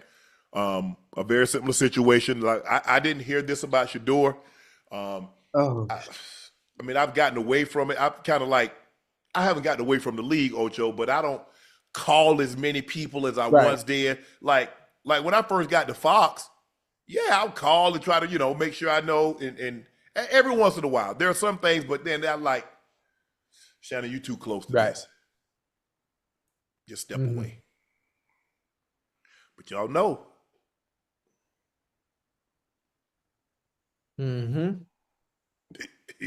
Y'all know. But it'd be sad if this is Ocho. If this is true, this would be so sad. Man, Helen Keller could see what's going on, man. Helen Keller could see that on draft day. Ray Charles could see what's going on. Like, come on now.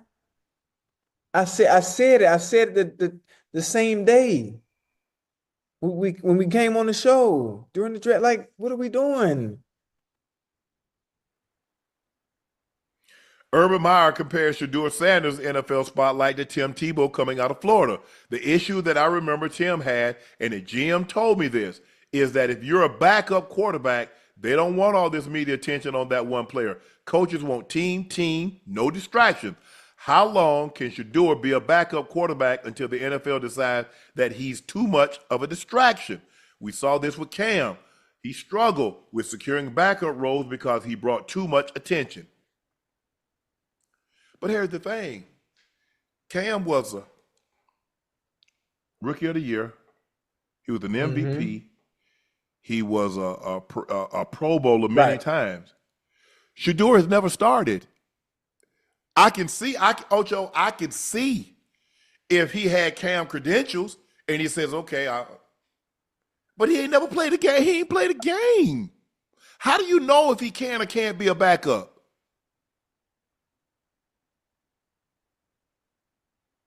I get what they said about Cam because Cam had already identified himself. Cam had already established himself. Yep. So, okay, yeah, it's tough.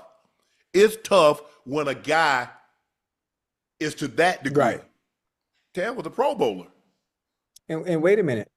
But Cam was going to never have a career like a Josh McCown, like a Ryan Fitzpatrick. Never going to have that because they weren't that to begin with. So it's easy because, see, the thing is, even though as Cam got older and some of his skills diminished, even though as a backup, they still expected him to be Cam Newton because he still is Cam Newton. Right. I already know what I'm gonna get from Flacco. I already know ain't nobody under the illusions that Joe Flacco is gonna play like he did at any point in time, like he did in the playoffs. You're under no illusion that Ryan Fitzpatrick was going to ever be anything more than what Ryan Fitzpatrick or Josh McCown had ever been. But if you get Cam, even if you bring him in, you expect magic. You expect him to turn back into Cam. Superman. You expect him to turn back into that.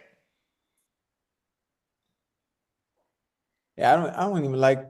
I mean, the media is covering Shedeur. He's not asking for you guys to do that. He's not asking for that. They're covering him for a reason. I mean, listen, I've never seen coverage like this for a 5th round. No,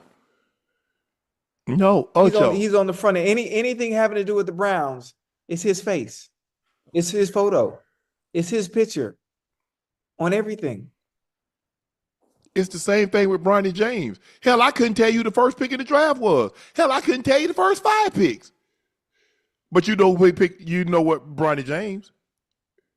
Everybody they talking about Shedeur. That mean they cover Shedeur like Shedeur was the first overall pick. They cover Bronny just like he was the number 1 overall pick. Last name. Man. All I can say is, bro, when you get your chance, just shine. That's all you can do, Ocho. Yeah, you and I and others being outraged that this could be a possibility. Ocho, I'm tired of getting sued. What? They ain't gonna say. Oh no, I'm good. I'm good with them folks over there. We good. Man, I was just like, this is sad. Yeah. Nobody saw this coming. The only thing I did see coming, Ocho, we talked about this leading up to the draft. New Orleans at 9. Yeah. But if he gets past New Orleans at 9, there's really nobody that needs a quarterback from 9 to 21. For a while. Yeah. And then if the Steelers don't take it. Yeah. Whoo. But, okay. There's a scenario. I can see him falling out of the first round, but I ain't see him falling to the 5th round. Absolutely not. Absolutely not.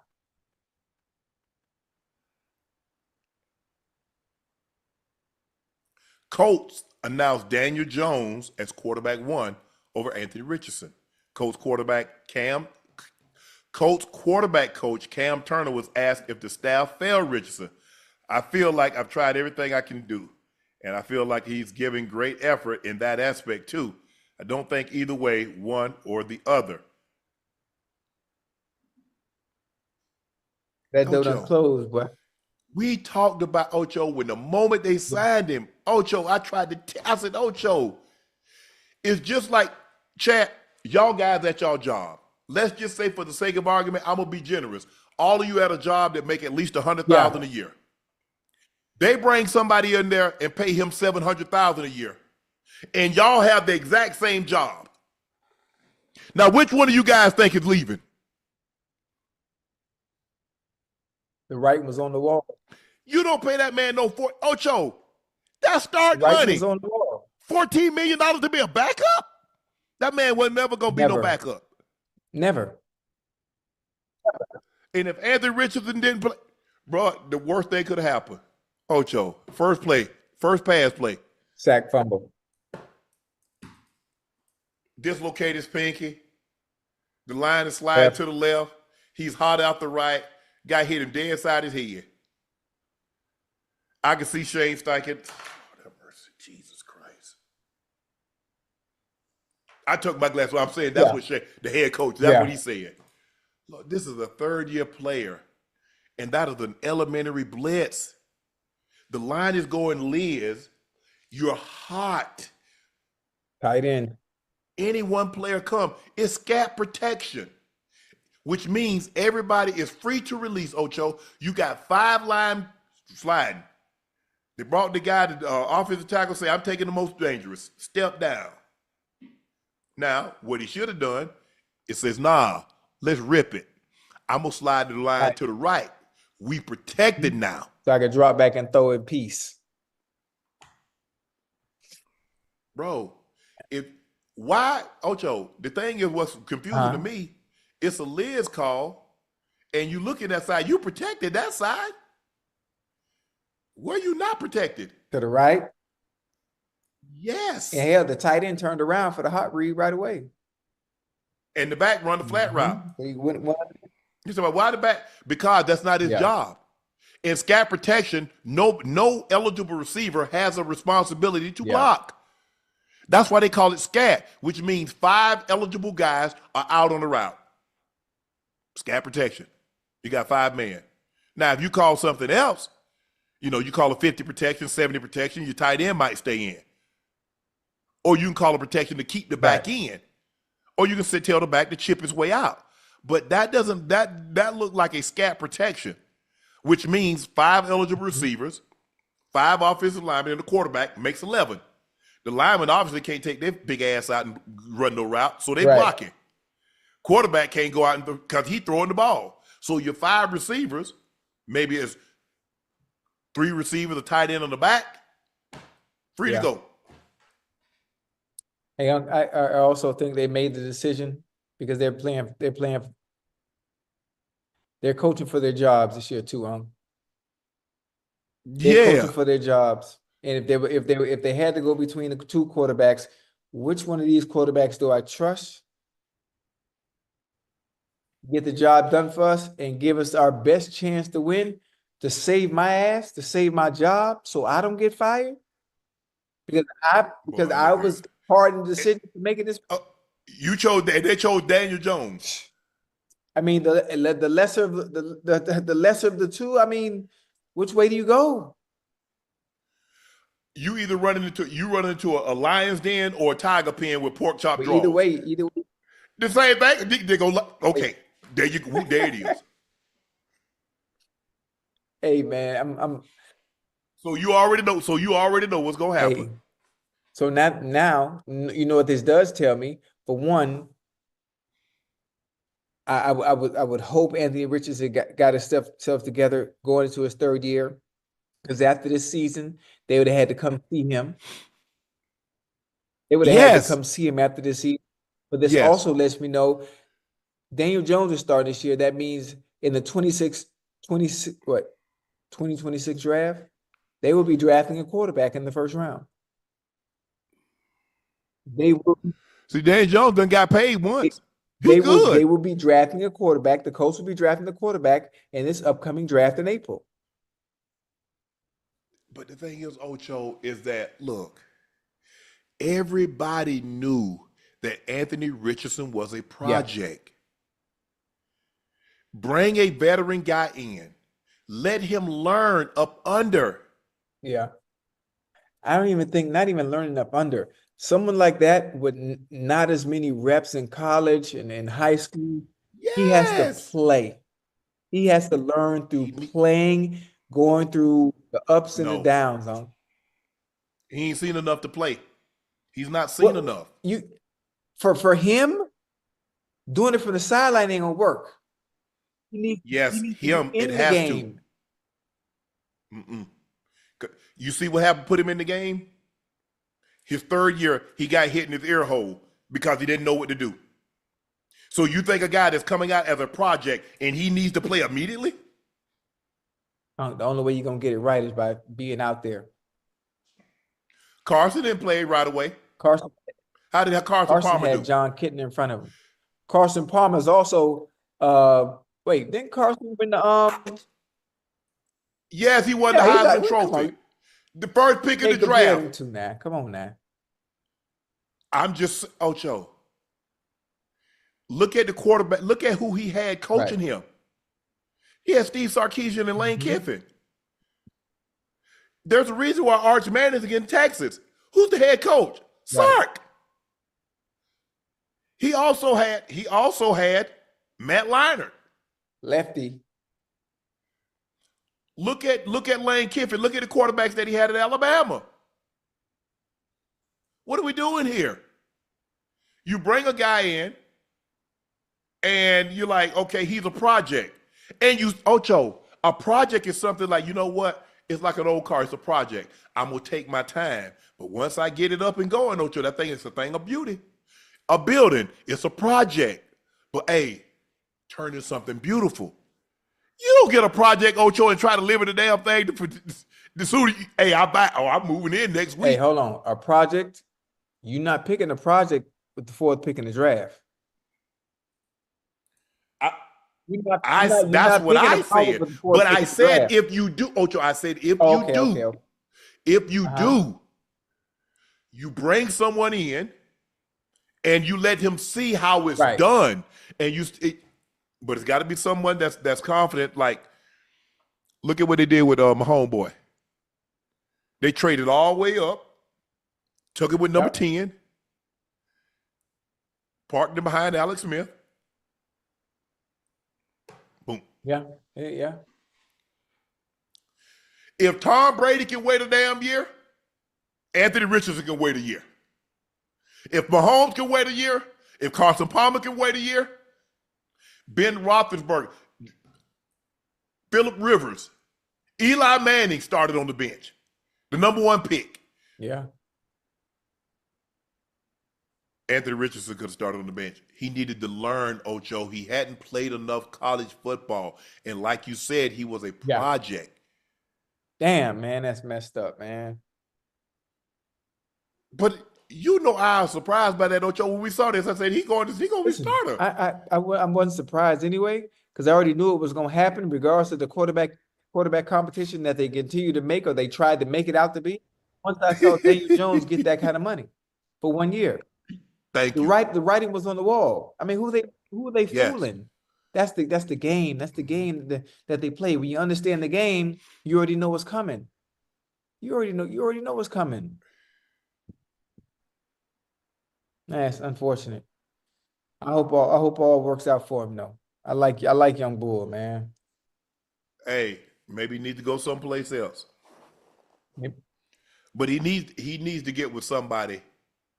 Like, I would love for him to go to a Cliff Kingsbury, a Sean McVay, one of those minds. Andy, well, he's not going to be able to go. But I'm just saying, you know what I'm saying, Ocho? Guys that will let him develop. Mm-hmm. You can't take a project and say, okay, we're going to get you to play. And now, because they got talent. Yeah. They got a nice offensive line. They got an outstanding running back. They got skill position players. They just devoid a quarterback. They're good enough to win offensively, Ocho. You look at their skill position players, you look at that offensive line, they're good enough to win. The quarterback play has just been, since Andrew Luck retired, look at all the quarterbacks they've had. They've had Phillip Rivers, they've had Matt Ryan, they've had a host of quarterbacks. To be exact. Damn. Coach Belichick appears to take a shot at Patriots owner Robert Kraft. Belichick was asked, what's the biggest difference between coaching in the pros and college? It's a lot of football, and there's not much in your way. There's no owner. There's no owner's son. Lord have mercy. Hey, hold on. I'm confused.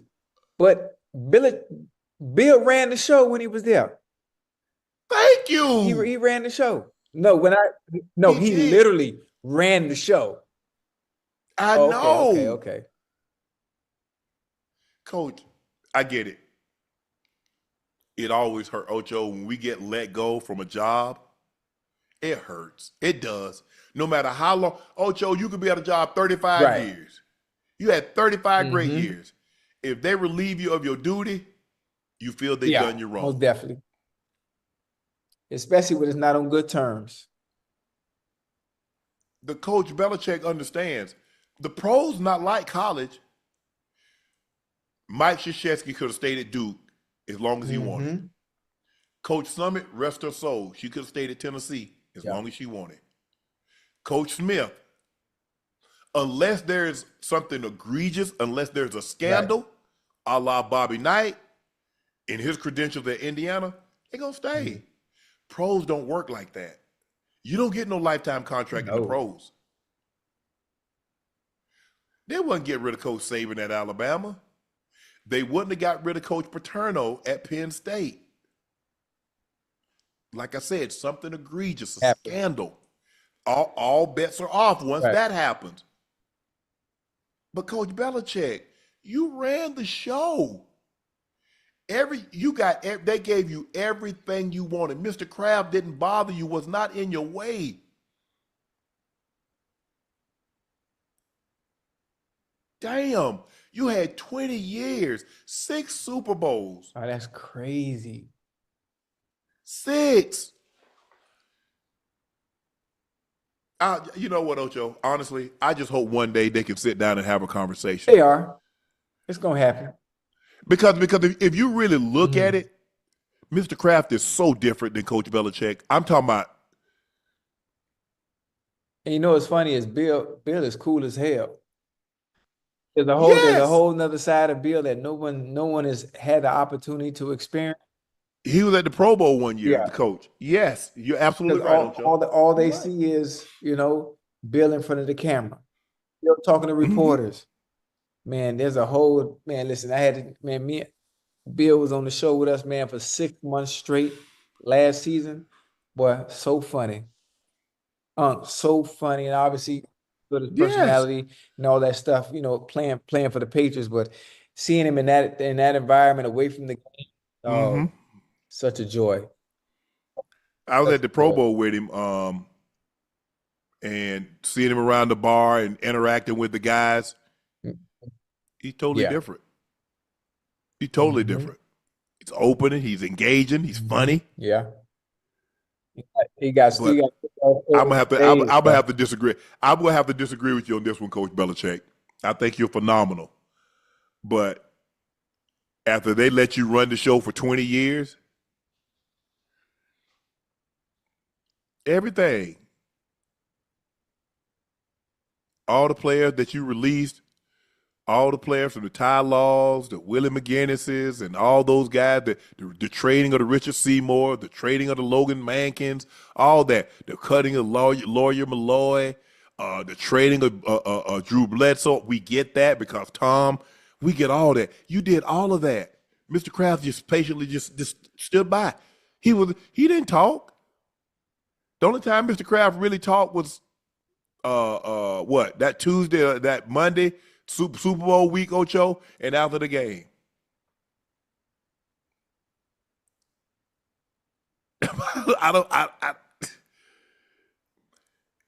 Do you think there's a lot of pressure on Coach Belichick to win at a high level at UNC? Probably based on his resume, based on his accolades, based on what he's done in the past. You're expecting what he was able to accomplish with the Patriots to happen at UNC. Obviously, if you understand the collegiate game, it doesn't happen that fast. Obviously, I think there will be improvement based on what they did last year going into this season. Now that they have Belichick, I think gradually they'll continue to get better. But like instant success, no. I see improvements gradually. I mean, Clemson's in that division. I mean, in that conference, ACC. How good is Florida State going to be? I mean, listen, I tell you one thing. The best football school in Tallahassee right now is Florida A&M. Fam. It's FAMU.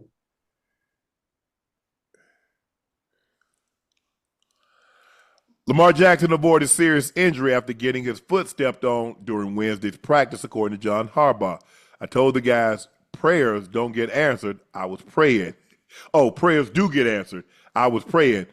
Ocho, we're hearing a lot of franchise quarterback getting hit in practice lately. He got stepped on, right? So what? It was during a fight, or he got pulled out from under the center. Stepped on. None too crazy. He good though. He good. Listen, Lamar ain't made of glass. He ain't made of glass. He gonna be all right. I saw a little post by Adam Schefter, and Schefter made it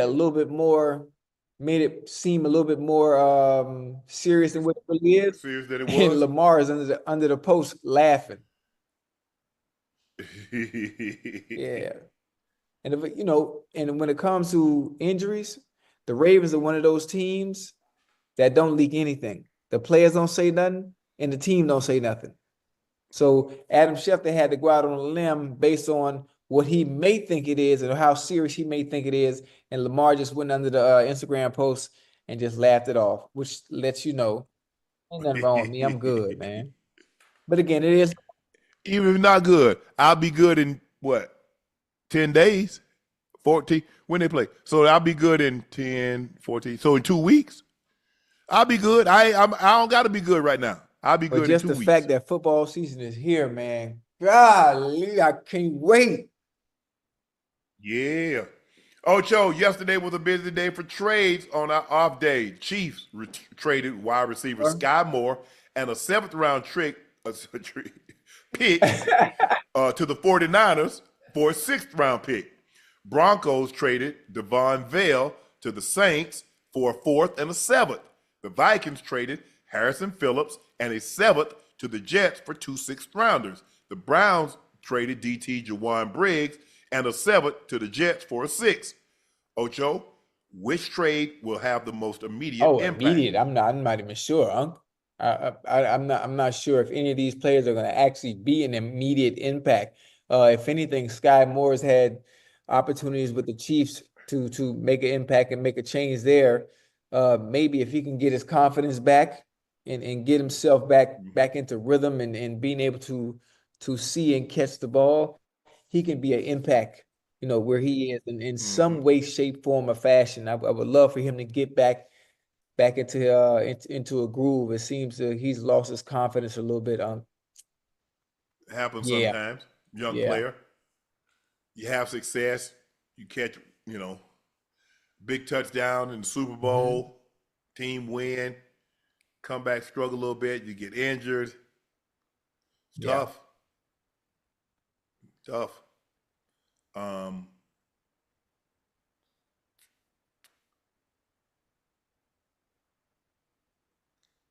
Is it Veely? Devon Veely? The Broncos traded him. I liked him. I thought he was really good. It just goes to show you, I guess the Saints really needed because you gave him a 4th. That tells you, hey, he got some value, Ocho. They gave him a 4th and a 7th. I mean, everybody else going for 6th and 7th round picks, and they got a 4th and a 7th. Damn. 49ers need this. Demarcus Robinson's going to miss the first 3 games. Had a situation that arose last offseason. NFL stepped in. It's like, okay, you're going to miss the first 3 games. They need, because what is Ayyy, Juwan Jennings, Pearsall, Ricky. Pearsall. So we understand the Saints, Olave, Shaheed. How's Shaheed? Huh? Shaheed. Is he okay? Yeah, he good. That boy fast as hell, boy. He is that. I can't wait. Ocho, a woman loses 1.3 million lottery winnings after hiding it from her ex-husband. 11 days after winning, she reportedly filed for divorce without ever mentioning her sudden fortune. For 2 years, she believed she had pulled off until her ex found out. When he allegedly took her to court, the judge didn't split the winnings. He cited a family code statute that punishes spouses who conceal property during a divorce. The verdict, she had to hand over 100% of the lottery winnings to her ex-husband. That could have been life-changing wealth that turned into a cautionary tale: deception in marriage and the law. Wait, she had to pay him the whole thing? The whole thing. Hey, you see what money do to people, Unc? Yeah. You see what money do to people? I think, look this up. There's a guy in Wisconsin. He won the lottery. I think he won like 200 and something million. He split it with his wife and said, "I'm up out of here." He split it and left? I think he did. I think it was in Wisconsin. Guy gets divorced after winning. Hey, boy, listen, man. Money's a powerful thing, Unc. Money, Yeah. listen, money, Bro, why would you, Ocho? You know, boy, they punish you. They will punish you. Married and you right? hide marital Yeah. possessions? They'll make you give the Hey, whole thing man, up. one thing about it, boy, everybody can go on that trip with you, but they're not gonna make it to the destination. Nah. She had to get it out. Boy, you know she was Yeah, sick, Ocho. absolutely, absolutely. But you know, listen, when it come to money, women, you know what women will do, man. You find Come it? on now,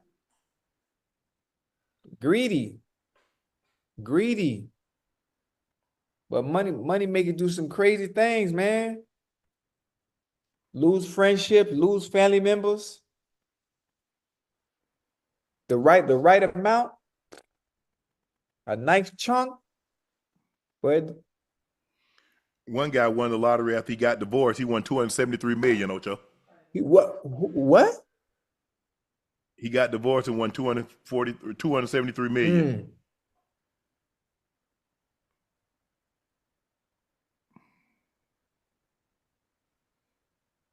Well, I'm going to play. Shoot, I just got married. I'm going to play the lotto then.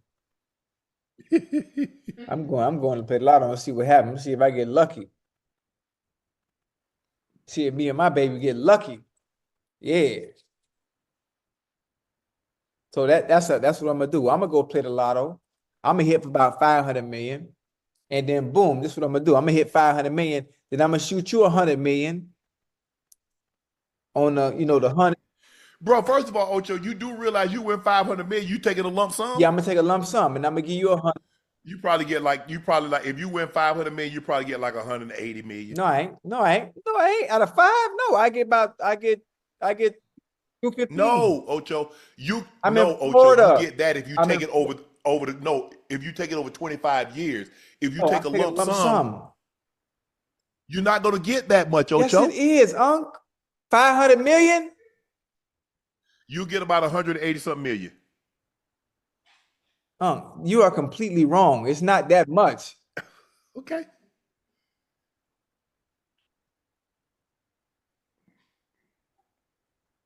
Yeah, I'm win by 500, so I'm gonna get 2. I'm gonna shoot you 100 million, right? You're not.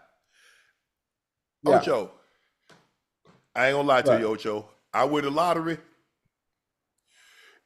It's gonna be Ocho and somebody.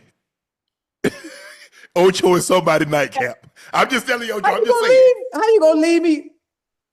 Ocho, you told me I need to live my life. You say, you don't go nowhere, you don't do nothing. Oh, so you gonna wait till you win the lottery, then you gonna leave me by myself?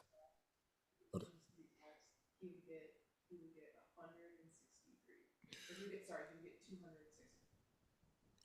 Ocho, in the state of Florida, if you won the lottery, 500 million, you take a lump sum, you get 260. I told you. No state taxes. Well, listen, I'm gonna shoot you 100 million. I'm gonna keep. Now don't shoot me that. You shoot me a cool 10 to do me. Nah. You ain't doing nothing with that. You ain't gonna do nothing with that. Boom. Ocho, I'm just gonna tell you what I'm gonna do now, Ocho. Nightcap featuring Ocho and whoever else you want. As a matter of fact, hey, you the new host of Club Shay Shay. Unc out of here. Unc gone. Unc gone. Hey, you know what? You won't leave because you like what you do. You look. I do, Ocho. Huh? But Ocho, with that kind of money? Yeah, but Unc, you're not doing it. You don't do this for the money. You do this because you love it. You love to talk sport. I do. I tell you what, I work football season. But the minute the Super Bowl You over, gone? I see y'all next football season. No. Because listen, when football season is over, that's when we get to do our other half of our show. No, ain't no other half of the show. That benches of Unc and Ocho. We can do all. We can jet Ocho. skiing, water skiing. I'm a seasonal worker. and the season will be over for Unc. Nah, man. We gotta keep the money train going. This is how we Man, God dang, Ocho, let me be live. billionaires. I'm telling you. We could be Huh? billionaires. That's how it start. Oh, that's how it Yeah. start? You gotta start somewhere. Okay. All right, it's time for our final segment of the evening. It's time for Q and A. Yeah. With my baby. Baby, I know you watching. Here they got the lotto out there and we're gonna play the lotto. Hey, chat, I'm gonna win the lotto, man. I'm gonna win the lotto. All of us, everybody in the chat, we're gonna be debt free. We're gonna fix this. I need to run for presidency. Cause I get All right. What you coming with? I am Flash 23 say Club Ocho live from Tootsie's. Yeah, I like that. Kimber Norwood Jr. said, Ocho, are you locked in on Abdul Carter winning Defensive Rookie of the Year? Absolutely. Listen, there's other good players. Obviously, we know what Travis Hunter going to do. We don't know how much he's going to be on the defensive side of the ball or offense, but Abdul Carter and the impact he's going to have as a rookie, based on what we've seen so far, he's definitely going to win it. He's definitely going to win it, unless someone that we just have no clue or think is in the running to win it just comes out of nowhere. But I think Abdul Carter, obviously, Penn State, you know how those boys get down, so I'm assuming he probably will win it. Jason Zelsdorf, Dart is a bad man. Dart is way better than Sanders. He had a better preseason. He got an opportunity to play more. He got more reps. If you're just looking at college numbers, when they got the same number of reps, it's hard to say that Dart was better. But in the pros, he's gotten more reps with the ones. He's got more time. He's got an opportunity to play more. We'll see how it plays out. But, Jason, Dart does look good. OG_Thanos, what's up, Unc Ocho? How soon will we see Jackson Dart starting, considering how good he's looked in the preseason? Over under 8 weeks, Ocho. Over under 8 weeks?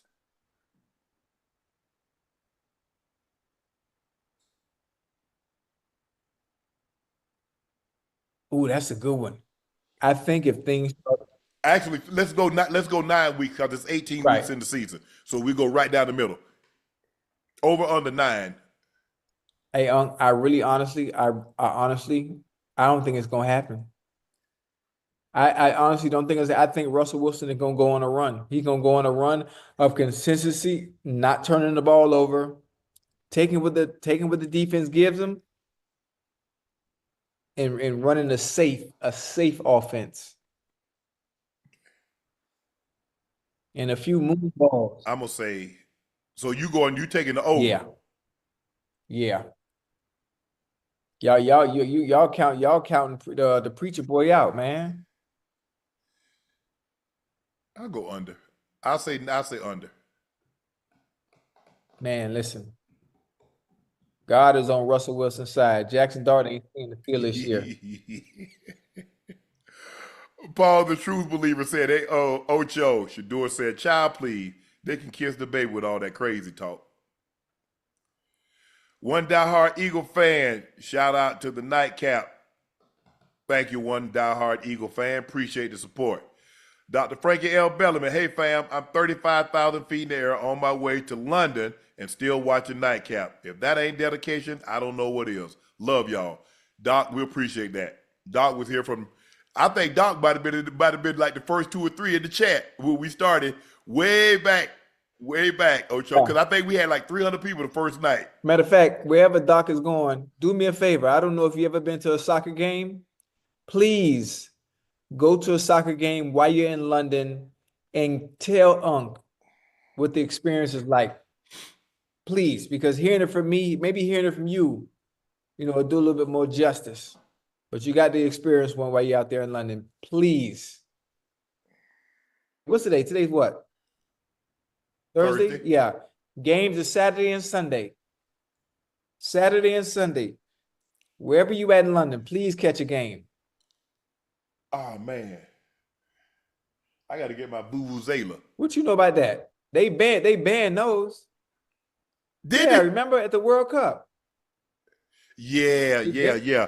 I got one. I went to we went to Australia for a preseason game, and I got a vuvuzela, They and I got a for didgeridoo. real? One of those Australian those things they Yeah.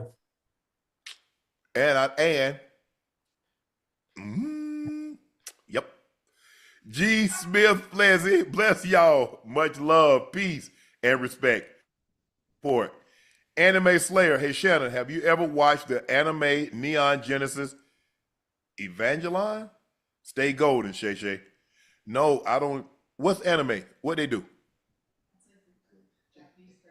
Oh. I hear people talking about it, but I don't know anything about it. Have I ever seen it? Oh, okay. I tried. I was looking, guys.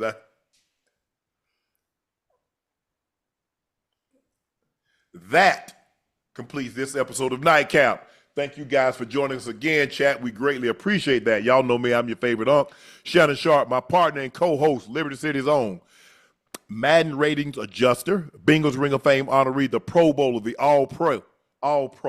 That's Chad Ochocinco Johnson. Please make sure y'all hit that subscribe button. Please make sure you hit the like button. And do us a favor, go subscribe to the Nightcap podcast feed wherever you get your podcast from.